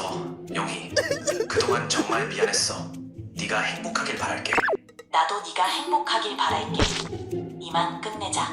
뭐야? 왜 갑자기 놔주는 거야? 아니 황당하네. 더 매달리. 딱 1분만 집중해서 들어봐. 우린 누구나 죽잖아. 우린 죽기 전에 어떤 걸 느낄까? 먼저 죽기 1에서 3개월 전부터 입맛이 급격하게 떨어져. 뭘 봐도 먹고 싶지 않고 약간 메스꺼운 느낌이 들기도 하지. 물도 덜 마시게 되고 입이 쩍쩍 말라가기 시작해. 그러다 보니 소변량도 급격히 줄면서 짙은 색의 소변이 나와. 가끔 방금 했던 일이 기억이 안 나거나 헛것을 보기도 시작해. 이때부터 아 내가 이제 죽어가는구나 하는 것을 알게 되지. 인종 1, 2주 전부터는 이전보다 훨씬 더 의욕과 힘이 빠져. 소변량은 더 적어지고 의식이 더 흐릿해져. 갑자기 숨이 톡톡 막혀서 숨을 한동안 못 쉬다가 몰아서 쉬는 체인스톡 호흡이 있기도 하고 입이 마르다 못해 끈적끈적한 분비물이 나오면서 목마름이 강하게 들지만 굳이 물을 먹어야겠다는 생각과 의지가 크게 서지 않아. 죽기 1에서 3일 전부터는 아팠던 몸의 부위들이 덜 아프기 시작해. 통증을 느끼는 감각이 점차 감소되어 가고 있는 거지. 하지만 몸 상태는 더 좋아지지 않아진 거야. 급격하게 무기력해지며 의식이 반쯤 사라져가기 시작해. 말하기 힘들 정도로 기력이 없어지지만 주변에서 어떤 말을 하는지는 얼핏 알아들을 수는 있어. 몇몇 분들은 이때 의식이 더 맑아지면서 주변과 대화가 가능하기도 하지만 대부분은 그렇지 않지. 더 이상 말할 힘이 없다는 사실을 깨닫고 마음의 준비를 하게 돼. 하지만 죽는다는 사실을 받아들이지 못하고 내가 하고 싶은 말을 하지 못하는 상황에 대해 크게 절망에 빠지기도 하지. 그렇게 전등이 딱 꺼지기보다 무드등이 서서히 어두워지는 느낌으로 세상과 작별인 딱 1분만 집중해서 들어봐. 배가 자주 아픈 사람들이라면 한 번쯤 헹군데 배가 아프면 어쩌지? 라고 생각해봤었지. 근데 생각보다 걱정 안 해도 된대. 일단 훈련소에 가면 자는 곳 먹는 거 주변 사람 모든 것이 다 바뀌기 때문에 스트레스와 긴장이 엄청나게 되잖아. 그러다 보면 장이 평소보다 느리게 움직이면서 약간의 변비를 유발해. 심지어 화장실 환경도 마음에 들지 않고 정해진 시간에만 가야 할 것 같은 분위기도 변비를 유발하기에 딱 좋지. 그래서 엄청 많은 사람이 훈련소에서 변비를 겪게 되는 거야. 평소에 배가 자주 아픈 사람도 며칠 이상 화장실을 가지 않는 경우가 많다고 하더라고. 그래서 막상 행군할 때 문제가 없는 사람들이 많아. 심지어 행군하다 보면 땀이 나면서 체내 수분이 엄청 나가거든. 이것도 대변이 밖으로 못 나오게 하는데 한몫하고 있어. 그런데도 배가 아프다? 원칙상으로는 지휘관이 특정 포인트에서 휴식 명령을 내리기 전까진 급동 같은 개인 사정은 알 바 없지만 표정에서 나오는 심각함이 있다면 주변 풀 속으로 들어가서 해결을 할 수 있도록 배려를 해줘. 분대장이 보통 인솔을 해주지. 너무 길게 볼일을 보는 게 아니라면 후다닥 싸고 빨리 대열에 복귀하면 돼. 하지만 이때 휴지가 없으니 미리 건빵 주머니 같은 곳에 잘 챙겨놓아야겠지. 물론 쪽팔리면 조금 감수해야겠지만 거기서 싸는 것보단 낫잖아. 진짜 여러모로 스트레스긴 하겠지만 편집문 이야기로는 그런 필수적인 건 당연히 보장을 해준다고 하더라고. 진짜 국군 장병들 정말 고생 많으십니다. 감사합니다. 딱 1분만 집중해서 들어봐. 알바 중에서 가장 만만한 게 바로 전단지 알바잖아. 근데 알고 보니 전단지를 함부로 나눔하고 다녔다가 철컹철컹 할 수 있는 법적인 이유가 있더라고. 결론부터 말하면 전단지 알바는 불법이거든. 정확히 말하면 전단지를 뿌리거나 벽에 붙일 때는 옥외 광고물법에 따라 미리 사전에 구청에서 허가를 받고 이런 도장까지 팡 찍어서 그것도 지정된 장소에서만 뿌려야 하는데 만약 허가받지 않은 걸 마음대로 뿌렸다면 한 장당 5,000원에서 5만원까지 벌금을 내야 할 수 있어. 특히 이 내용이 조금 야식꾸리한 전단지라면 청소년 보호법까지 더해서 빡센 처벌을 받을 수도 있지. 이렇게 뿌리는 거 말고도 막 아파트 한 동씩 맡아서 위에서부터 훑고 내려오면서 현관문 하나하나에 정성스럽게 전단지를 붙이기도 하잖아. 이러면 광고주가 아니라 실제로 전단지를 붙인 알바생이 처벌의 대상이 될 수 있거든. 만약에 공동 현관문을 지키고 몰래 들어가 전단지를 뿌렸다면 광고물 무단 부착 경범죄, 주거 침입죄까지 따블로 처벌받을 수 있지. 이러면 당연히 나한테 전단지를 맡긴 사장님이 다 책임져줄 것 같지만 그렇지도 않아. 실제로 알바생이 주거 침입으로 고소당했는데 사장님은 알바생이 사장이라는 식으로 모르쇠를 시전했던 적도 있다더라고. 길거리에 붙은 불법 전단지들을 내가 정의롭게 떼주고 싶을 수도 있지만 그것도 안 돼. 어쨌거나 불법으로 붙인 거지만 현행법상 다른 사람의 소유물로 취급되기 때문에 함부로 뜯다가 재물손괴로 처벌받을 수 있거든. 아니 불법이라며. 불법. 딱 1분만 집중해서 들어봐. 페이스 아이디 개쩐다. 옛날 아이폰 터치 아이디 시절에는 고양이 코로도 코문 인식이 가능했었는데 과연 고양이가 페이스 아이디도 뚫을 수 있을까? 알고 보니 그럴 수 없는 것도 다 과학적인 이유가 있더라고. 일단 페이스 아이디는 단순히 눈, 코, 입을 확인해서 얼굴을 인식하는 게 아니라 적외선 카메라, 도트 프로젝터 같은 여러 센서들을 사용해 얼굴을 3차원적으로 스캔하는 거거든. 페이스 아이디를 설정하겠다고 하면 이렇게 얼굴을 맞추라고 하면서 빙글빙글 돌려보라고 하는데 이때 우리 눈에는 보이지 않는 3만 개의 적외선 점을 써서 우리 얼굴을 3D로 본뜨는 거지. 눈, 코, 입의 위치뿐만 아니라 얼굴의 굴곡까지 따버리는 거야. 그래서 쌍둥이나 저 사람 혼자 나왔나 싶을 정도로 닮은 부모 자식끼리는 잠금이 쉽게 풀려버리기도 하는 거지. 내가 스스로 척척 학습하는 머신러닝 기술까지 있어서 쓰면 쓸수록 인식률이랑 속도도 높아진대. 안경을 쓰거나 수염을 기르거나 옆으로 눕거나 하품을 하면서 폰을 봐도 잠금이 풀리는 게 바로 이것 때문이지. 하지만 페이스 아이디는 일단 설정 자체가 사람 얼굴을 기반으로 만든 기능이라 컬러 뒤덮이고 눈, 코, 입 배치도 다르고 사람과 달리 동글동글 얼굴을 가진 고양이로는 페이스 아이디를 쓸 수 없어. 진짜 눈물나는 노력 끝에 얼굴이 등록된 동물들이 있기도 했는데 등록만 되고 폰 잠금 해제는 안 됐다고 하더라고. 혹시나 해서 우리 편집 진짜 고양이도 초빙해봤는데 유튜브에 역사를 써보나 했지만 역시나 안 되더라고. 그냥 귀엽기. 딱 1분만 집중해서 들어봐. 요즘 USB를 보면 1TB, 2TB 막 이렇게 엄청 저장이 되잖아. 이렇게 많은 데이터를 저장하면 USB는 과연 더 무거워질까? 알고 보니 진짜 무거워지는 것도 다 과학적인 이유가 있더라고. 일단 저장 장치는 크게 플래시 메모리가 있고 HDD 같은 저장 방식이 있어. HDD는 동그란 판을 돌리고 여기에 일정한 패턴을 만들어서 데이터를 저장하는 방식이야. 그래서 판이 완전히 박살나지 않는 이상 물리적으로 새겨진 패턴을 통해 데이터를 복구하기 쉬워. USB는 저렇게 큰 판을 넣을 수가 없기 때문에 플로팅 게이트라는 친구로 데이터를 저장하거든. 이렇게 작은 플로팅 게이트가 USB 안에 셀 수도 없이 많아. 물론 셀 수는 있어. 1TB USB에는 2조개에서 8조개의 플로팅 게이트가 있지. 여기 게이트 안에는 전자가 들어갔다 나갔다 하는데 전자가 들어가 있으면 0으로 인식하고 전자가 없으면 1로 인식해. 이렇게 패턴을 만들어서 데이터를 저장하는 거야. USB를 사면 전부 1로 저장되어 있거든. 한마디로 전자가 플로팅 게이트 안에 없다는 뜻이지. 그리고 데이터를 넣기 시작하면 일정 규칙에 따라 패턴을 만들기 시작하는 거야. 그렇다고 모든 플로팅 게이트가 차면 다 0이 되어버리는 거니까 적절하게 잘 섞여서 배치되겠지. 그럼 최대 8조개의 게이트 중 4조개가 찼다고 생각하면 전자 4조개가 추가가 된 거니 이 정도의 무게가 더 늘어나게 된 거야. 이 무게가 대충 3.64 펜토그램, 1000조분에 3.6g 정도 느는 거니까 USB 만진다고 묻은 손때가 더 무겁긴. 딱 1분만 집중해서 들어봐. 모차르트가 신곡을 발표했다고? 아니 모차르트 선배님이 돌아가신 지가 언젠데 신곡이 나왔다는 거야? 알고 보니 이렇게 돌아가신 분들이 종종 신작을 발표하기도 하더라고. 모차르트 연구기관의 연구자들이 찾아낸 이 곡은 7악장으로 구성된 12분 정도의 현악 3중주 곡인데 5살 때부터 작곡을 했던 모차르트가 10대 초반 시절 만들었던 걸로 추정되는 곡이야. 무려 사후 233년 만에 공개된 신곡인 거지. 만약 내가 바퀴벌레가 되면 어떡할 거야? 이 밈의 시초인 소설 변신을 쓴 소설가 카프카도 죽기 전 친구에게 혹시 내 노트랑 원고들이 발견되면 읽지도 말고 불태워달라고 부탁까지 했는데도 친구가 응 아니야 네 작품 널리 알릴 거야 하고 유작을 공개하기도 했고 레전드 비틀즈 선배님들도 해체한 지 50년이 지나서 나우 앤 댐이라는 신곡이 나오기도 했지. 이게 존 레논의 목소리를 AI로 따고 조지 해리슨의 옛날 기타 연주를 얹어서 아마 비틀즈의 모든 멤버가 참여한 마지막 노래일 거라고 하더라고. 근데 우리나라에서도 이런 일이 있었거든. 국어 시간이면 우리를 시험에 들게 했던 박모갈 시인의 미발표 작품 166개가 올해 공개됐지. 박모갈 시인이 원래는 서정적인 시를 쓰기로 유명했는데 새로 공개된 작품에서는 한국전쟁의 참혹함이나 해방의 기쁨 이런 것들을 다룬 시가 많아서 학계에선 현대시 문학사를 다시 써야 한다는 해석도 나왔다고 해. 와 그럼 이 바닥 연구하던 학자들, 대학원생들 그럼 설마 학생들도 시험 공부 다시. 딱 1분만 집중해서 들어봐. 요즘 경기도 어렵고 당근으로 세간살이 갖다 팔면서 만화보다 정신을 실천하는 사람들이 많잖아. 그래서 그런가 이걸로 남들 등쳐먹을 기회만 노리는 분들이 많은 것 같더라고. 일단 얘네들은 스토리텔링을 기가 막히게 해. 여친이랑 헤어졌다는 둥, 이민을 가게 됐다는 둥 하면서 왠지 모르게 내가 빨리 물건을 사줘야 할 것 같은 느낌이 들게 하지. 이런 글에 어그로 제대로 끌려서 눌러보면 새것의 정가가 90 정도 하는 걸 18에 팝니다 하면서 상품의 판매 링크를 같이 올려두거든. 바로 이 링크가 가짜야. 사실 원래 물건값은 18만원보다 싼데도 링크만 보고 개이득이네 하고 사게 되는 거지. 자기는 안전결제를 하겠다고 네이버페이 가상계좌로 입금해달라고 한 뒤 너가 입금할 때 수수료를 보내지 않아 결제 오류가 났다고 하면서 돈을 계속 보내게 하는 경우도 있어. 나중에 다 자동으로 환불된다고 막 네이버 결제창 화면을 캡처해서 보여주니 우리에게 친숙한 대기업 로고를 믿고 홀린 듯이 송금을 하게 되는 거지. 이렇게 자꾸 비대면 거래로 속으니까 직거래를 하면 절대 안 당할 거라고 생각하잖아. 그것도 아니야. 함자 사기라고 하는데 구매자에겐 물건을 파는 척하고 판매자에겐 물건을 사는 척해서 미리 자기 계좌를 알려준 다음 만나서 물건 보고 입금하겠다고 말을 맞춰놓는 거야. 그럼 직거래를 하러 나간 사람의 물건을 확인하고 바로 송금을 쏘겠지. 이렇게 자기는 쏙 빠지고 방구석에서 편안하게 돈만 먹는 거야. 옛날엔 사기당하면 벽돌이라도 생겼는데 요즘엔 돈만 먹고. 딱 1분만 집중해서 들어봐. 몽유병 짤들을 보면 막 자고 있는데 음식도 먹고 이상한 행동도 하고 그러잖아. 만약 몽유병일 때 범죄를 저지르면 이걸 또 어떻게 처벌할까? 알고 보니 이걸 처벌하기 힘든 것도 법적인 이유가 있더라고. 일단 사례가 상당히 많아. 1987년 캐나다에 사는 켄 파크스는 몽유병인 상태로 20km를 넘게 운전해서 장모님 집을 찾아갔어. 그리고 거기서 장모님을 살해했지. 2008년 영국에 사는 브라이언 토마스도 아내와 함께 캠핑을 갔다가 몽유병인 상태로 자신의 아내를 목 졸라 죽이고 다음날 바로 경찰에 자수했지. 이 사건들은 모두 무죄를 선고받았단 말이야. 일단 영미법에서는 범죄를 처벌할 때 자의가 있는지 되게 중요하거든. 몽유병은 말 그대로 병이니까 자의가 없는 상태란 말이야. 그래서 몽유병이 입증되면 범죄는 처벌되지 않아. 근데 이걸 알고 몽유병을 툭하면 갖다 붙이니 오래전부터 쌓여온 의료기록과 주변인들의 진술 그리고 전문 의료인의 몽유병에 대한 정도를 다 종합해서 진짜 몽유병인지 아닌지를 확인해. 진짜 몽유병이라고 할지라도 중간중간 의식이 돌아오는 옅은 경우에는 처벌을 피하기가 힘들어지지. 한국에서도 마찬가지야. 헌법 제10조를 본다면 심신장애 때문에 사물을 변별 못하거나 의사결정력이 없을 때는 처벌하지 않는단 말이야. 우리나라에서도 1심 무죄를 받은 경우가 종종 있기도 하더라고. 근데 이걸 입증하기가 엄청 어려워서 웬만하면 인정받기가 힘들대. 근데 이게 무죄라고 해도 정말 당사자는 진짜 지옥. 딱 1분만 집중해서 들어봐. 우리 뇌는 진짜 똑똑하잖아. 어릴 때 별의별 기억을 영상처럼 볼 수 있고 수많은 단어와 이야기를 기억하고 있지. 이 정도 내용을 저장하려면 상당한 용량이 필요할 텐데 뇌는 몇 기가일까? 일단 컴퓨터는 01001 이렇게 데이터를 저장하잖아. 근데 뇌는 조금 더 복잡하게 저장해. 뉴런이 신호를 주고받으면서 정보를 저장하거나 처리하는 건 알지? 뉴런이 860억 개 정도 있고 뉴런마다 1000에서 10,000개의 뉴런이 서로 복잡하게 엮여서 상호작용을 하고 있어.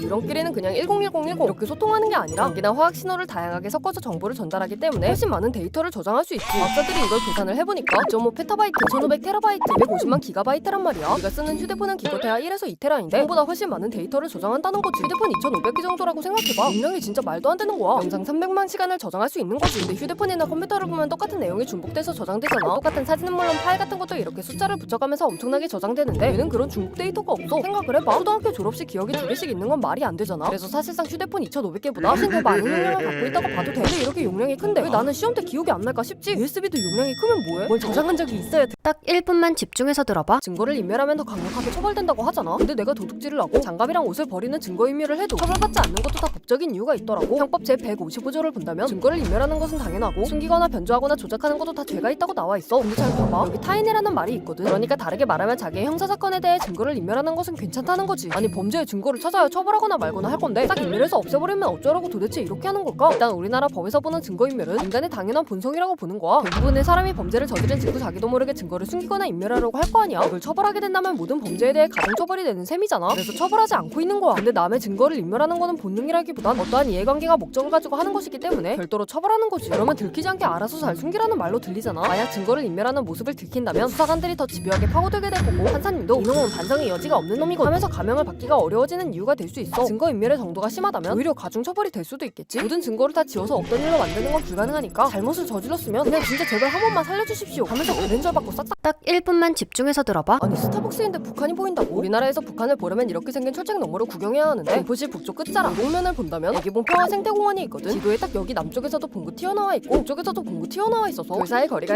1.4km밖에 되지 않아. 2024년 11월 29일 그니까 얼마 전에 여기에 딱 미제 자본주의의 상징 별다방이 생겨버렸단 말이지. 원래 북한이랑 한국 사이에는 적당한 군사 완충지대도 있고 여기 근처에 민간인이 가지 못하게 민통선도 딱 있기 때문에 민간 시설이 들어가기가 쉽지 않은데 여기는 특별히 민통선 안에 허가가 나서 스타벅스가 들어갔어. 덕분에 북한이랑 가장 가까운 한국의 스타벅스라고 이름을 날렸지. 그래서 이 스타벅스를 가기 위해서 해병대의 검문을 거쳐야 들어갈 수 있거든. 그래서 신분증이 없으면 갈 수도 없어. 여기 가면 망원경으로 북한을 딱 볼 수 있고 커피도 한 잔씩 할 수 있기 때문에 진짜 신기하잖아. 너무 많은 사람이 몰릴까봐 입장객 수도 제한했어. 애기봉 평화생태공원이라는 곳에 예약하지 않으면 들어갈 수도 없지. 근데 여기 초소 같은 게 있어야 할 것 같은데 위에 자본주의 상징 별다방이 경계 근무를 사는 게 충분한가 싶기도 하잖아. 그래도 걱정할 필요가 없어. 스타벅스 2층에 북한군 감시 초소가 있기 때문에 365일 24시간 정확하게 지켜보고 있지. 근데 진짜 신기하다. 이렇게 라떼 마시면서 북한을 본다는 게. 정은아 너도 커피 한 잔 할래? 미안. 딱 1분만 집중해서 들어봐. 바싹 말라 건조해진 입술을 촉촉하게 해주기 위해 나 혼자 느낌있게 입술을 핥아줄 때가 있잖아. 근데 이러면 입술이 더 건조해지던데 물을 주는 건데 왜 건조해지는 걸까? 알고 보니 침 바른 입술이 버석해지는 것도 다 과학적인 이유가 있더라고. 일단 입술은 보통 피부와 달리 모공도 없고 땀샘이나 피지샘도 없거든. 얘네가 있어야 여기서 기름도 잘잘 나와주고 하면서 자연적으로 유분막이 생겨 촉촉함을 조금 유지시켜주는데 입술엔 그게 없으니까 더 빠르고 쉽게 건조해지는 거야. 옷으로 쌓여있지도 않고 심지어 조금 튀어나와서 쌩쌩 부는 찬바람을 다 막고 있으니 가뜩이나 얇고 여린 곳이 더 빠르게 메마르게 되는 거지. 이런 상태에서 입술에 침을 바르게 되면 수분이 보충되는 게 아니라 오히려 침이 공기 중에 빠르게 증발되면서 입술에 원래 그나마 버티고 있던 작고 소중한 수분 쪼가리들까지 함께 날아가 버려. 입술이 더 건조하게만 되어버리는 거지. 그래서 이럴 땐 보습 성분이 있는 립밤이나 바세린 같은 걸 발라줘야 하는 건데 이걸 발라서 입술에 수분기가 많아지면 원래 입술에 있던 각질이 불어서 오히려 각질이 일어나는 것처럼 보일 수도 있거든. 근데 이걸 억지로 뜯어내면 연약한 입술을 또다시 자극하는 것이기 때문에 다시 입술이 트는 악순환에 빠질 수 있어. 이럴 땐 그냥 각질의 존재감은 무시하고 그 위로 립밤을 더 발라서 불어난 각질을 부드러운 화장솜 같은 걸로 살살 문질러 적별하는 게 좋아. 근데 입술 좀 건조하고 트면 어때? 어차피 연말에 뽀뽀 스케줄도. 딱 1분만 집중해서 들어봐. 만약 내가 친구한테 사준 로또가 당첨됐다면 솔직히 그거 내가 사준 건데 나도 당첨금 조금 받을 수 있을까? 알고 보니 이걸로 판사님한테 따지러 간 사람이 한둘이 아니더라고. 일단 사전에 아무런 말 없이 그냥 내가 친구한테 로또를 선물로 준 거라면 내가 친구에게 중요한 것으로 보기 때문에 나는 한 푼도 받을 수 없는 게 맞아. 소유권 자체가 전부 친구에게 넘어가 버린 것이기 때문이지. 만약 친구가 나한테 빌린 돈으로 로또를 샀는데 당첨됐다? 이러면 왠지 나한테도 그 로또의 지분이 어느 정도 있을 것도 같잖아. 물론 당연히 빌린 돈은 갚아야 해. 하지만 빌린 돈만 갚으면 땡이지. 아무리 빌린 돈으로 산 로또라고 해도 당첨금에 대한 소유권까지 나에게 오진 않는 거야. 근데 만약 주기 전에 당첨된다면 돈을 얼마 주겠다 이렇게 약속을 한 경우라면 얘기가 달라지거든. 굳이 뭐 계약서 같은 게 없어도 돼. 그냥 장난처럼 한 말이더라도 저 효력이 생길 수 있어. 예전에 어떤 사람이 술자리에서 친구가 준 로또를 받으면서 1등이 되면 2억을 주겠다고 해놓고 진짜 당첨되니까 꼴랑 8천만 원만 주고 입을 닫으려고 했던 적이 있었는데 이때 법원에선 당사자들 사이에 당첨금 분배 약정이 있었던 걸로 보고 나머지 1억 2천도 줘야 한다는 판결을 내렸어. 이렇게 돈을 받기 위해 가장 중요한 게 바로 증거란 말이야. 아까 판결에서도 같이 술자리에 있었던 친구들이 증언을 해준 게 컸지. 그러니까 당첨금 받기로 한 건 꼭 증거 남겨두는 거 잊지 말고 너희들도 로또 1등 되면 나 좀 주겠다고 댓글로. 딱 1분만 집중해서 들어봐. 비영리단체라는 말 그대로 돈을 안 벌겠다는 단체인 것 같은데 그럼 여기서 일하시는 분들은 돈도 안 받고 도대체 어떻게 활동을 하는 걸까 싶잖아. 알고 보니 비영리단체도 다 먹고 사는 방법이 있더라고. 어쨌든 단체가 굴러가기 위해선 직원들도 먹고 살아야 하니 월급을 받으면서 일을 하고 있거든. 그럼 비영리단체는 이익을 추구할 수 없는데 도대체 어디서 돈을 벌어서 직원들한테 월급을 주나 싶잖아. 일단 비영리단체만이 받을 수 있는 기부금 모집이 있어. 기부금 품법 13조를 보면 규모에 따라 기부금의 15%의 범위 내에서 일부를 관리 운영 등에 필요한 비용에 충당할 수 있다고 나와 있거든. 인건비도 운영비에 포함되기 때문에 이렇게 모인 돈으로 직원들의 월급을 줄 수 있는 거야. 하지만 그래봤자 겨우 15% 안에서 해결해야 하니 기부금을 1억 원 받았다고 쳐도 그럼 꼴랑 1,500만 원으로 월급도 주고 사무실 월세도 내고 상비실에 먹을 커피도 놔야 하는데 진짜 택도 없을 거 아니야. 그러니 비영리단체도 운영비를 충당하기 위한 목적을 위해서는 공연이나 교육사업 같은 수익 사업을 할 수 있어. 대신 당연히 경비 충당을 위한 목적으로만 사업을 하는 것이기 때문에 막 이걸로 떼돈 벌어서 직원들 빵빵하게 챙겨주고 이럴 수는 없는 거지. 우리나라의 대형 비영리단체 기준으로 직원들의 연봉은 약 2,500만 원 정도로 최저 최저시급만 겨우 받는 수준이고 진짜 소규모 단체라면 달마다 100만 원도 못 받고 활동을 하시는 분들도 많다고 하던데 이런 게 진짜 열정. 딱 1분만 집중해서 들어봐. 요즘 열쇠 안 쓰고 다들 도어락 쓰잖아. 조금 더 집을 보호하거나 삶이 편리해질 수 있는 꿀팁을 알려줄게. 자, 먼저 비번을 잘못 쳤거나 비번을 숨기고 싶을 때 하는 거야. 내 비밀번호가 1111이라고 해볼게. 그럼 앞에 5123, 1234 이렇게 아무거나 치고 마지막에 1111만 누르면 짜잔 이렇게 열리게 돼. 실수로 번호를 잘못 쳤을 때도 쓸 수 있지만 비밀번호를 애매하게 5자리로 맞춰놓고 아무 숫자 5개 그리고 비번 5자리를 누르게 된다면 옆에서 보고 있어도 집 비밀번호가 뭔지 알기 매우 어려워져. 두 번째는 조용히 들어가는 팁이야. 새벽에 부모님이나 가족 몰래 조용히 집을 들어가야 하거나 괜히 복도에서 띠띠띠띠띠 소리를 내고 싶지 않을 수도 있잖아. 이럴 땐 숫자를 누르기 전에 별이나 샵을 누른 뒤 비번을 치게 된다면 이렇게 무음 상태로 변하게 돼. 갇힐 때도 짜잔 이렇게 스무스하게 들어갈 수 있는 거지. 그리고 나의 귀차니즘으로 도어락 배터리가 방전됐을 때 이렇게 생긴 9V 건전지 하나만 있으면 돼. 여기 쇠 2개 튀어나온 거 보이지? 여기 건전지를 딱 댄다면 이렇게 비상전원이 들어오는 걸 볼 수 있어. 그리고 마지막으로 비번을 알아도 절대 안 열리게 하는 방법도 있어. 여기 문 안쪽에 도어락을 보면 자물쇠 버튼이 있는 경우가 있는데 이걸 3초 정도 누르게 된다면 약이 걸려서 밖에서 뭔 수를 써도 열리지 않지. 뭔가 비번이 친구들에게 털려서 언제 누가 들어올지 모르는 상황에서 나만의 시간을 보내고 싶을 때 이 기능을 쓰면 최고지. 근데 이렇게까지 잠가서 딱 1분만 집중해서 들어봐. 요즘엔 오픈 채팅방에서 모임도 하고 친구도 사귀고 하던데 여기엔 최대 몇 명까지 들어갈 수 있을까? 일단 카톡에서 오픈 채팅방을 처음 만들면 최대 참여 인원수가 100명으로 설정되어 있는데 오픈 채팅 관리로 들어가면 참여 인원수를 최소 10명부터 최대 1500명까지 설정할 수 있어. 이건 그룹 채팅 기준이고 1대1 채팅방이라면 최소 1명부터 최대 300명까지 각계 티키타카가 가능한 대화방을 만들 수 있지. 만약 방이 가득 찼다면 대화 중인 상대가 많다고 하면서 이렇게 입국컷을 딱 시켜버리더라고. 오픈 채팅 말고 친추되어 있는 친구들을 초대하는 단톡방은 옵체방의 2배인 3000명까지 초대할 수 있고 당장 마음대로 광태를 할 수 있는 팀 채팅도 마찬가지로 3000명까지 초대가 가능해. 단톡방 하나에 3000명씩 들어가는 경우가 있나 싶긴 한데 내 친구의 친구의 친구의 친구까지 이러면 또 가능할 것 같기도 하고. 가장 최근에는 오픈 채팅 라이트라고 해서 이런 것도 생겼거든. 따로 어디 방에 들어가는 게 아니라 이렇게 댓글을 남기는 형식으로 떠들 수 있는 곳이라 여긴 인원 제한도 없어. 그냥 카카오가 만들어주는 방에 들어가서 떠들기만 하면 되는 거야. 나도 라이트방 한번 만들어서 얼마나 들어오나 보고 싶었는데 안 된다고 하니 그냥 옵체방 하나 파봤거든. 1대1 옵체 링크랑 그룹 채팅 링크 각각 팠는데 얘들아 이거 다 채워줄 수 있지? 솔직히 우리 1인분한테 1500명 정도는 그냥 껌이잖아. 고정 댓글에 링크 있으니까 확인. 딱 1분만 집중해서 들어봐. 얼마 전에 크리스마스였잖아. 나도 혼자 집에 있기 싫어서 밖으로 나왔는데 진짜 다들 커플밖에 없더라고. 괜히 나왔다가 완전 우울핑 될 뻔했는데 뭐 남친 있어봤자 데이트 비용만 쓰지. 솔로면 그 돈 아껴서 집도 사고 완전 럭키비키잖아. 그렇게 혼자 원형적 사고를 하면서 그냥 조금 걷고 있었는데 저기 멀리서 완전 늦어 존잘남 한 명이 꽁꽁 얼어붙은 한강 위로 걸어오더라고. 바로 메모채 해주고 보니까 바로 우리 학교 선배인 거야. 아, 내가 말 안 했나? 난 대학 시절 묵주발을 전공했다 사실. 하지만 인사만 했는데도 선배가 귀여워 저녁 먹을래요 하는 거야. 그래서 바로 선배 마라탕 사주세요 했지. 선배가 알겠다더라고. 그래서 선배 혹시 탕후루도? 하니까 선배가 야래 못 말리는 아가씨 하면서 자기가 직접 만든 거라고 두바이 초콜릿을 꺼내주더라고. 이번에야말로 솔타를 하는구나 바로 삘이 오는 거야. 같이 티라미슈 케이크도 먹고 선배가 자기 MBTI 알려주면서 난 티라미수 케 고해성사 하는 것도 듣고 같이 기분 좋게 삐끼삐끼도 추고 아파트 게임까지 다 하고 이제 헤어지려는데 선배가 날 딱 잡더라고. 내가 왔다 난 준비됐어. 근데 선배가 하는 말이 미니야 너 내가 예전부터 지켜봤는데 진짜 누적 기운을 가진 것 같은데 혹시 믿는 종교 있어? 라고 하더라고. 이거 뭐예요? 다시 솔로가 돼. 그렇게 다시 집에 왔는데도 자꾸 선배가 생각나더라고. 아무래도 사랑했나봐 잊을 수 없나봐 자꾸 생각나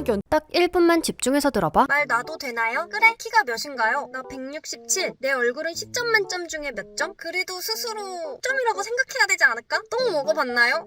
너는 먹어봤어? 그럼 바지에 똥 싼 적 있나요? 다들 한 번쯤은 싼 적 있지 않을까? 평생 양치 안 하기 대 평생 머리 안 감기. 둘 다 너무 싫은데 굳이 고르자면 머리 안 감기로 갈게요. 로봇인가요? 로봇입니다. 남자인가요? 에? 1분만 팀끼리 진짜 친한가요? 업무적으로 네, 친한 것 같아요. 제 양말 어딨나요? 그냥 포기하자. 혹시 사랑을 한강에 빠뜨려 본 적 있어요? 너는 있어? 치질 수술은 한 적이 있나요? 아니요. 안 하고 싶어요. 우리 집 개 이름 뭔지 아세요? 이쑤시개? 소재 떨어졌나요? 아 항상 넘칩니다. 안녕하세요. 반갑습니다. 여기 있는 거 다 대답해 주시나요?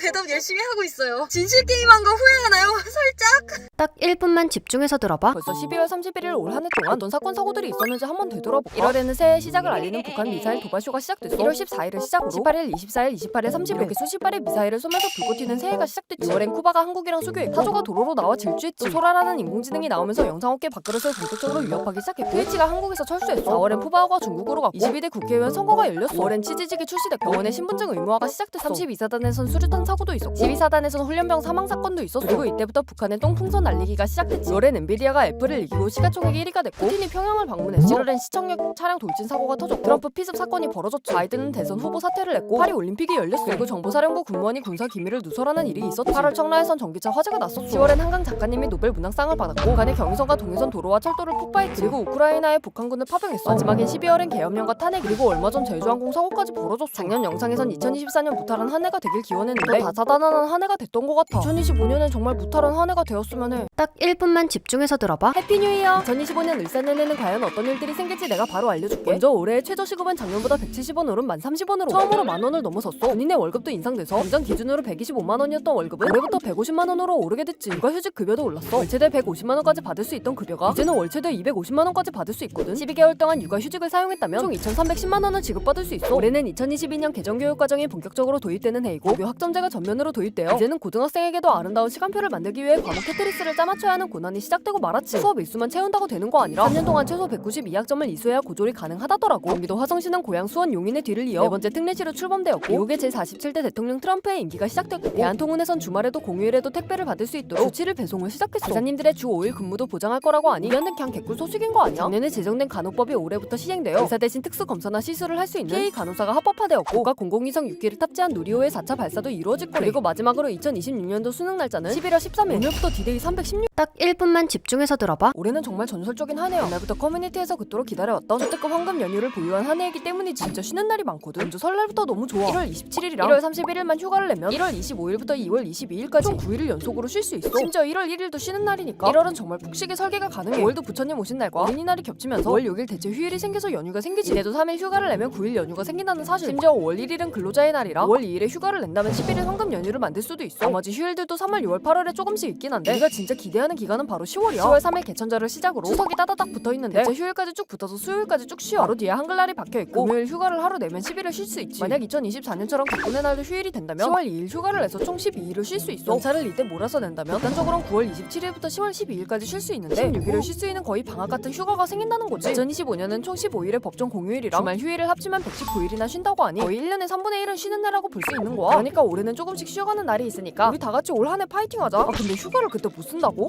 딱 1분만 집중해서 들어봐. 아니 까먹을 게 따로 있지. 전쟁 중인 걸 까먹은 나라가 있다고? 알고 보니 진짜 몇백 년 동안이나 전쟁 중이었던 걸 까먹은 나라가 있더라고. 옛날에 잉글랜드가 왕당파와 의회파로 나누어 내전 중이었던 시절에 의회파랑 동맹을 맺은 네덜란드가 왕당파가 자리를 잡고 있던 실리제도에 선전포고를 했었거든. 공식적으로 전쟁을 선포한 거지. 당연히 싸움에선 기습 선빵을 치는 게 유리하잖아. 이제부터 너네 나라 쳐들어갈 거라고 동네방네 떠드는 게 조금 이상할 수도 있는데 이게 요즘에도 국제법으로 전쟁을 하려면 선전포고를 해야 한다고 정해져 있단 말이야. 옛날에도 이렇게 동네방네 선포해주는 게 불문율 같은 거였거든. 그렇게 네덜란드가 전쟁 시작했는데 몇 개월도 안 돼서 왕당파가 의회파한테 항복을 해버린 거야. 그래서 네덜란드도 그냥 자기 나라로 돌아갔거든. 그렇게 실질적으로 전쟁은 끝났지만 문제는 공식적으로 전쟁 선포만 하고 종전 협정을 맺지 않은 거지. 실제로 교전이 일어나지도 않았으니 그냥 넘어가 버린 거야. 그러다 1986년에 실리제도의 역사학자가 이 기록을 발견해서 335년 동안 이어지고 있던 전쟁이 그제서야 공식적으로 끝나게 된 거지. 심지어 기원전에 일어났던 전쟁이 현대에 와서 끝난 적도 있거든. 로마와 카르타고 사이에 있던 제3차 포에니 전쟁은 카르타고가 멸망하는 바람에 종전 선언을 하지 못해 2131년이 지난 후인 1985년에야 공식적으로 종전이 되기도 했어. 정신 차려보니 전시 상황 종료. 그거 진짜 레. 딱 1분만 집중해서 들어봐. 컴퓨터를 우리 두뇌 정도의 스펙으로 맞춘다면 얼마짜리일까? 자 일단 우리가 눈으로 보는 걸 뇌가 싹 다 이미지 처리를 해주고 상상까지 하게 해주잖아. 인공지능 GPU로 유명한 A100 그래픽카드를 10,000대 정도 장착하면 돼. RTX 3090으로 구현하면 30,000대 정도 필요하지. 이 정도 GPU를 박았으니 인간의 일반적인 논리 사고를 담당할 CPU도 엄청나야 하잖아. AMD의 EPYC 9654라고 서버용 CPU가 있는데 얘를 한 2,000대 정도 박아주면 돼. 이제 이런 논리적 사고와 그래픽 연산을 도와줄 수 있는 기억장치인 램을 넣어야 해. 인간의 연산을 맡을 정도라면 32테라 규모의 램이면 될 것 같거든. 삼성의 DDR5 ECC 램이 128기가니까 이걸 256개 정도 꽂으면 돼. 자 이제 저장해야지. 저번 영상에서 나왔듯이 뇌의 저장 공간은 대충 2.5펩타바이트거든. 그러니까 15.36테라바이트짜리 SSD가 165개 있으면 돼. 자 이제 전원을 켜면 되잖아. 이 정도 크기의 컴퓨터 전원을 켜려면 1600W짜리 파워 10,000개 정도면 충분해. 냉장고 하나가 400W니까 파워 하나당 냉장고 4개씩은 충분히 돌리는 친구지. 아 맞다, 쿨러도 꼭 넣어야 해. 이거 쿨러 안 달면 불나게 분명하잖아. 아무튼 정리를 해보자면 그래픽카드 2,000억원, CPU 320억원, 램 1억 8천만원, SSD 22억원, 파워 70억원, 인각 시스템 700억원 정도 해서 3,000억원 정도? 조금 넘네. 이 좋은 걸 우린 왜 쓰지? 딱 1분만 집중해서 들어봐.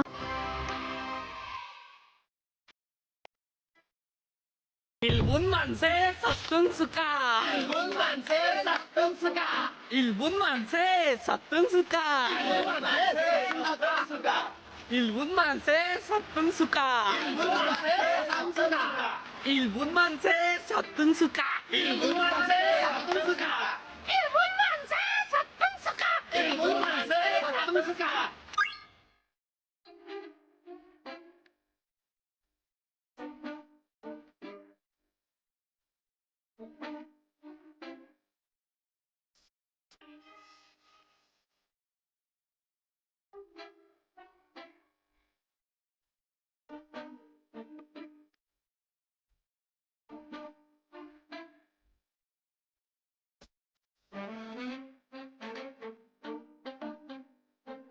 딱 1분만 집중해서 들어봐. 자자, 영상 성지가 다음부터 내가 바로 노스트라다무스의 빙의에서 일어날 일들을 한번 예언해볼게. 로또 1등 당첨번호 21, 27, 29, 30, 42 곧 있을 하얼빈 동계 아시안 게임에서 한국이 금메달 30개 따면서 당당히 1위를 차지해. 모든 멤버가 전역해 완전체로 돌아온 BTS가 빌보드 그래미 아메리칸 뮤직 어워드를 휩쓸면서 결국 미국 3대 음악상을 싹쓸이 할 거고, 세계적으로 K컬처의 위상이 오르게 되는데, 일단 한국의 많은 전통 한식집들이 미쉐린 3스타를 달면서 K푸드 투어를 위해 한국을 찾는 관광객이 늘게 됐고, 뿐만 아니라 한국 디자이너 브랜드가 여러 패션위크에서 상을 받으면서 샤넬, 입생로랑 등 유명 명품 브랜드에서 어떻게든 한국 디자이너를 데려가기 위해 고개를 숙이게 되겠지. 한국 영화 감독들은 준호 감독의 뒤를 이어 칸과 오스카를 휩쓸면서 다시 한번 문화예술 강국임을 증명하고, 한국에서 개발한 메타버스 플랫폼이 세계적인 플랫폼으로 자리 잡아 글로벌 IT 업계의 판도가 바뀌게 됐고, 일본은 독도가 한국 땅임을 마침내 인정하면서 더 이상 이 입 아픈 싸움을 하지 않게 됐고, 2021년 기준으로 일본에 2.7건씩 일어나던 범죄는 2025년에 들어서면서 1분에 0.5건 수준으로 줄어들게 됐고, 계속해서 치솟던 물가가 안정되고 사람들의 삶에 여유가 생기면서 경제도 돌아가고 출산율도 한 명대로 돌아가게 되겠지. 그리고 올해야말로 나한테 남친 생겨서 쏠까. 딱 1분만 집중해서 들어봐. 대동여지도 알지? 위성도 망원경도 없는 그 시절에 이걸 만드신 김정은 선생님은 지도를 그리기 위해 한반도 3바퀴를 돌고 백두산도 8번이나 오르내렸다고 하는데, 도대체 얼마나 강력한 신체를 가진 분이신 걸까? 아니 들어봐, 그 시절에 노페 등산복이 어딨고 아이젠이 어딨어? 집신에 보찜 하나 딱 빼고 그냥 독고다이로 백두산 등산 강행하셨다는 거 아니야? 지도 그리러 산 타시는 건데 보찜엔 벼루에 먹에 문방사호 다 챙겨야 되지. 거기다 돌아다니면서 밥도 조금 사 먹고 하려면 돈도 챙겨 다녀야 하는데, 쇠로 만든 엽전 꾸러미 하나만 챙겨도 무게가 장난 아니었을 거 아니야? 그리고 조선시대 때 역병만큼 무서웠던 게 바로 호랑이잖아. 산 넘던 사람 다 잡아먹고 마을 내려와서 잡아먹고, 심지어 호랑이가 군걸로 나들이 갈 만큼 조선에 호랑이가 날렸는데, 산 타는 동안 만난 호랑이들을 싹 다 피하고 안 되면 때려잡고 하셨다는 거잖아. 진짜 탈인간급 피지컬을 가지고서도 말이 안 될 것 같아서 보니까, 사실 김정은 선생님은 한반도 3바퀴를 돌고 백두산 8번씩 오르신 건 아니고 전국 각지에 흩어져 있던 각 지방의 지도들을 모아서 그 자료들을 기반으로 이 대동여 지도를 만든 거라고 하더라고. 물론 지도에 산길이랑 물길이랑 이런 것들 다 다르게 표시되어 있는 걸 보면 김정은 선생님께서 많은 곳을 직접 가보고 답사를 한 건 맞지만, 진짜 호랑이랑 맞짱 뜨면서 한반도의 모든 산을 돌아다닌 건 아니었다는 거지. 사진을 봐도 체격이 막 크지 않으시길래 지리학자가 힘을 숨김이. 딱 1분만 집중해서 들어봐. 내 가족이나 친구가 비행기를 타거나 내가 비행기를 탈 일이 있을 때 함께 확인해보면 좋은 사이트를 알려줄게. 바로 플라이레이더24라는 곳이야. 홈페이지에 들어가면 이렇게 어마어마한 양의 비행기들이 보일 텐데, 여기서 전 세계 거의 모든 비행기들의 이동 경로를 실시간으로 확인할 수 있어. 비행기 자체에 달려있는 수신기로 직접 위치 정보를 보내주는 거라 보통 우리가 타는 일반 여객기는 물론이고 일부 헬기나 경비행기, 제트기, 군용기, 그리고 열기구나 드론도 확인할 수 있지. 내가 탄 비행기를 확인하고 싶으면 비행기 편명만 검색창에 치면 돼. 그럼 항공사 정보부터 시작해서 항공기의 정보와 출발 시간, 도착 예정 시간도 알 수 있고, 여기 옆에 비행기 모양 아이콘을 누르면 비행기가 어떻게 가고 있는지, 이동 경로도 이렇게 한눈에 확인이 가능한데, 이렇게 노란색부터 빨간색까지 색깔별로 비행기가 얼마나 높은 고도를 날고 있는지도 확인할 수 있고, 스쿼크 770이라고 하는 항공기가 비상 상황일 때 사용하는 호출 보호도 알려줘서 정말 그럴 일은 없어야 하겠지만, 만약 비행기에 무언가 문제가 생겼다면 그것도 바로 알 수 있어. 어플도 있어서 폰으로도 확인이 가능하고, 폰에서는 AR 모드를 켠 다음 하늘을 비추면 내 근처에 있는 비행기들의 정보까지도 이렇게 확인할 수 있지. 이 사이트 말고도 플라이트 어웨어라는 사이트나 폰으로 쉽게 확인이 가능한 다른 경로 추적 어플들도 많으니 나한테 맞는 걸로 찾아보면 도움이 될 수 있을 거야. 딱 1분만 집중해서 들어봐. 셜록 홈즈 보면서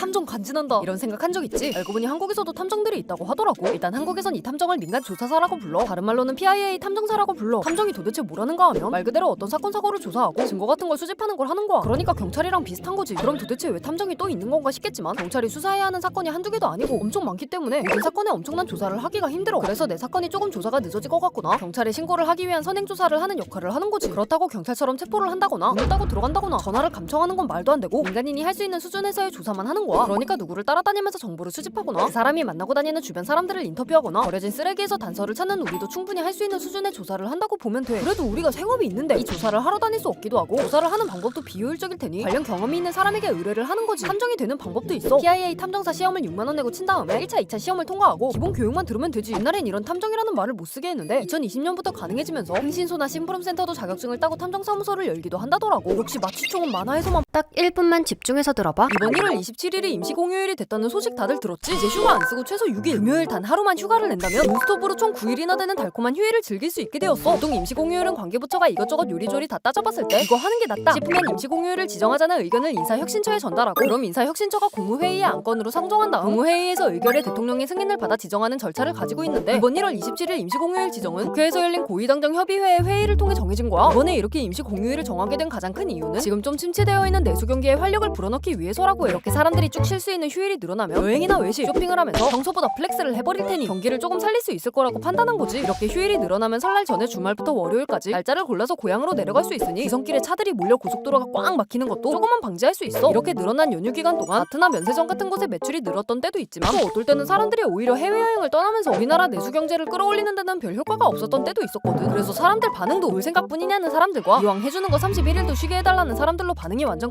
딱 1분만 집중해서 들어봐. 지금 다들 미국 산불 알지? 도대체 이게 무슨 일일까? 이 사이트를 보면 지금 캘리포니아 지역의 산불 상황을 실시간으로 볼 수 있거든. 보면 알겠지만 여기 필리세이즈에서 처음으로 산불이 발생했어. 원인은 일단 산타모니카에 있는 집 뒷마당에서 처음 불이 났던 것으로 추정하고 있는데 여기에 이튼과 허스트에서도 불이 나고 불씨가 바람을 타고 날아가면서 총 7곳에서 동시다발적으로 산불이 나게 된 거야. 10일 오후 2시 기준으로 최소 18만 명이 대피했고 주택가는 물론 할리우드 힐스와 패서디나 유대인 사원 등 10채가 넘는 건물이 불탔고 추정 피해액만 1,500억 달러, 하나로 약 220조 정도 된다고 해. 피해는 여기서 더 커질 수 있다고 하지. 그래서 지금 캘리포니아주는 재난지역으로 선포되어 이례적으로 오전 6시부터 오후 6시까지 통금 시간까지 정해졌다고 해. 원래 미국은 워낙 땅이 넓어 산불이 잦은 곳이라 평소엔 산불을 단계별로 분석해서 어떻게 진압해야 할지를 결정한단 말이야. 일부러 자연적으로 꺼지도록 놔두는 경우도 있고 더 많은 지역을 태울 수 있게 불을 키우는 경우도 있지. 이런 식으로 미국은 산불 관리에 가장 진심인 나라라고 할 수 있는데 산불이 여러 곳에서 동시다발적으로 일어나기도 했고 거기다 센타이나라고 하는 최고 시속 160km에 달하는 돌풍까지 더해진 상황이라 이런 미국도 대응이 힘들 정도로 진짜 심각한 상황인 거지. 아무쪼록 잘 마무리됐으면 좋겠다. 딱 1분만 집중해서 들어봐. 사형을 선고받은 사람들이 우리나라에 60명 가까이 있는데 1994년 이후로는 단 한 번도 사형을 집행하지 않았어. 사형이라는 제도는 있지만 하지 않는 중인 거지. 도대체 우리나라는 왜 사형수를 사용하지 않는 걸까? 일단 여기에 인권 문제나 우리가 항상 들어왔던 수많은 이야기가 있겠지만 유럽과의 관계 때문이라는 이야기도 있어. 유럽은 오래전부터 사형을 금지하고 다른 나라의 사형 제도도 없애기 위해 여러 노력을 하고 있지. 범죄자 인도 조약 알지? 범죄자가 해외로 튀어버리면 잡아서 보내주는 게 그런 거잖아. 우리나라가 유럽이랑 범죄자 인도 조약을 맺으려고 하니 우리나라가 사형 제도가 있다면서 거절했던 적이 있었어. 그래서 우리는 제도는 있지만 집행하지 않겠다고 약속 같은 걸 하고 범죄자 인도 조약을 맺기도 했지. 그리고 유럽과 무역 협정을 맺을 때도 사형이 조금 걸림돌이 되기도 하거든. FTA 체결 시점에도 의무는 아니지만 유럽 의회가 한국에게 사형제를 폐지할 때까지 모든 사형 집행을 중단하라고 조금 강하게 권고하기도 했지. 그냥 우리 맘대로 사용하고 유럽이 뭔데 개입하냐고 할 수도 있겠지만 유럽이라는 시장이 워낙 크고 우리나라가 수출 중심의 국가다 보니 괜히 껄끄러워져서 좋을 게 없는 거야. 2010년에 우리나라 헌법재판소에서 사형제도 자체는 위헌이 아니라고 판결을 했는데 이것도 비판을 하곤 했었지. 사형수를 먹이고 재우는 것도 돈이 나가고 이런 관계 문제도 어렵고 진짜 이리저리 어지러운 상황인데 1인분들의 생각 딱 1분만 집중해서 들어봐. 이제 킥보드 못한다고? 이게 대체 무슨 소리일까? 요즘 킥보드 사고가 너무 많잖아. 3명이서 타는 경우도 있고 헬멧을 쓰지 않는 건 기본에 도로에서 막 튀어나와서 사람을 치기도 하고 차에 치이기도 하잖아. 이런 킥보드 문제는 전국 어딜 가나 있겠지만 특히 유동인구가 많은 곳에서 사고가 자주 나면서 서울에 두 곳부터 킥보드 없는 거리를 지정했어. 서울 홍대에 레드로드라고 버스킹 많이 하는 유명한 동네가 킥보드 없는 거리로 지정됐고 학생들이 많은 반포 학원가도 킥보드 없는 거리가 됐지. 근데 이것도 통과가 된 두 곳이지 심의가 진행된 곳이 더 있는데 수유역 번화가, 강남역 번화가, 신사동 세로숲길, 대용초 근처, 고신각 뒷길 이렇게 5곳에서도 킥보드 금지를 하려다 통과가 되지 못했어. 근데 말이 금지지. 사고 간다고 해서 처벌할 것 같지도 않고 뭐 어떻게 되는 건가 싶잖아. 아직 이건 경찰이랑 협의 중이라 벌금이 딱 정해지진 않았지만 비슷한 사례를 두고 보면 될 것 같아. 자동차 없는 거리에 차를 갖고 들어가면 3에서 5만 원 정도의 벌금이 있거든. 아마 킥보드도 비슷한 수준으로 적용이 될 가능성이 높아. 이 벌금을 받으면 벌점을 받기 때문에 면허가 취소될 수도 있겠지. 심지어 이때 헬멧도 없고 여러 명이 타고 있고 운전하고 이러면 싹 다 때려 맞을 수도 있으니 드래곤볼처럼 모아서 한 방에 갈 수도 있지. 아직 당장 시행은 아니고 2월부터 계도 기간을 운영할 거고 3월부터 금지가 될 것 같아. 아까 말했던 5곳도 금지 구역이 될 가능성이 높다더라고. 진짜 탈 거면 안전하게 타자. 장난이 돼. 딱 1분만 집중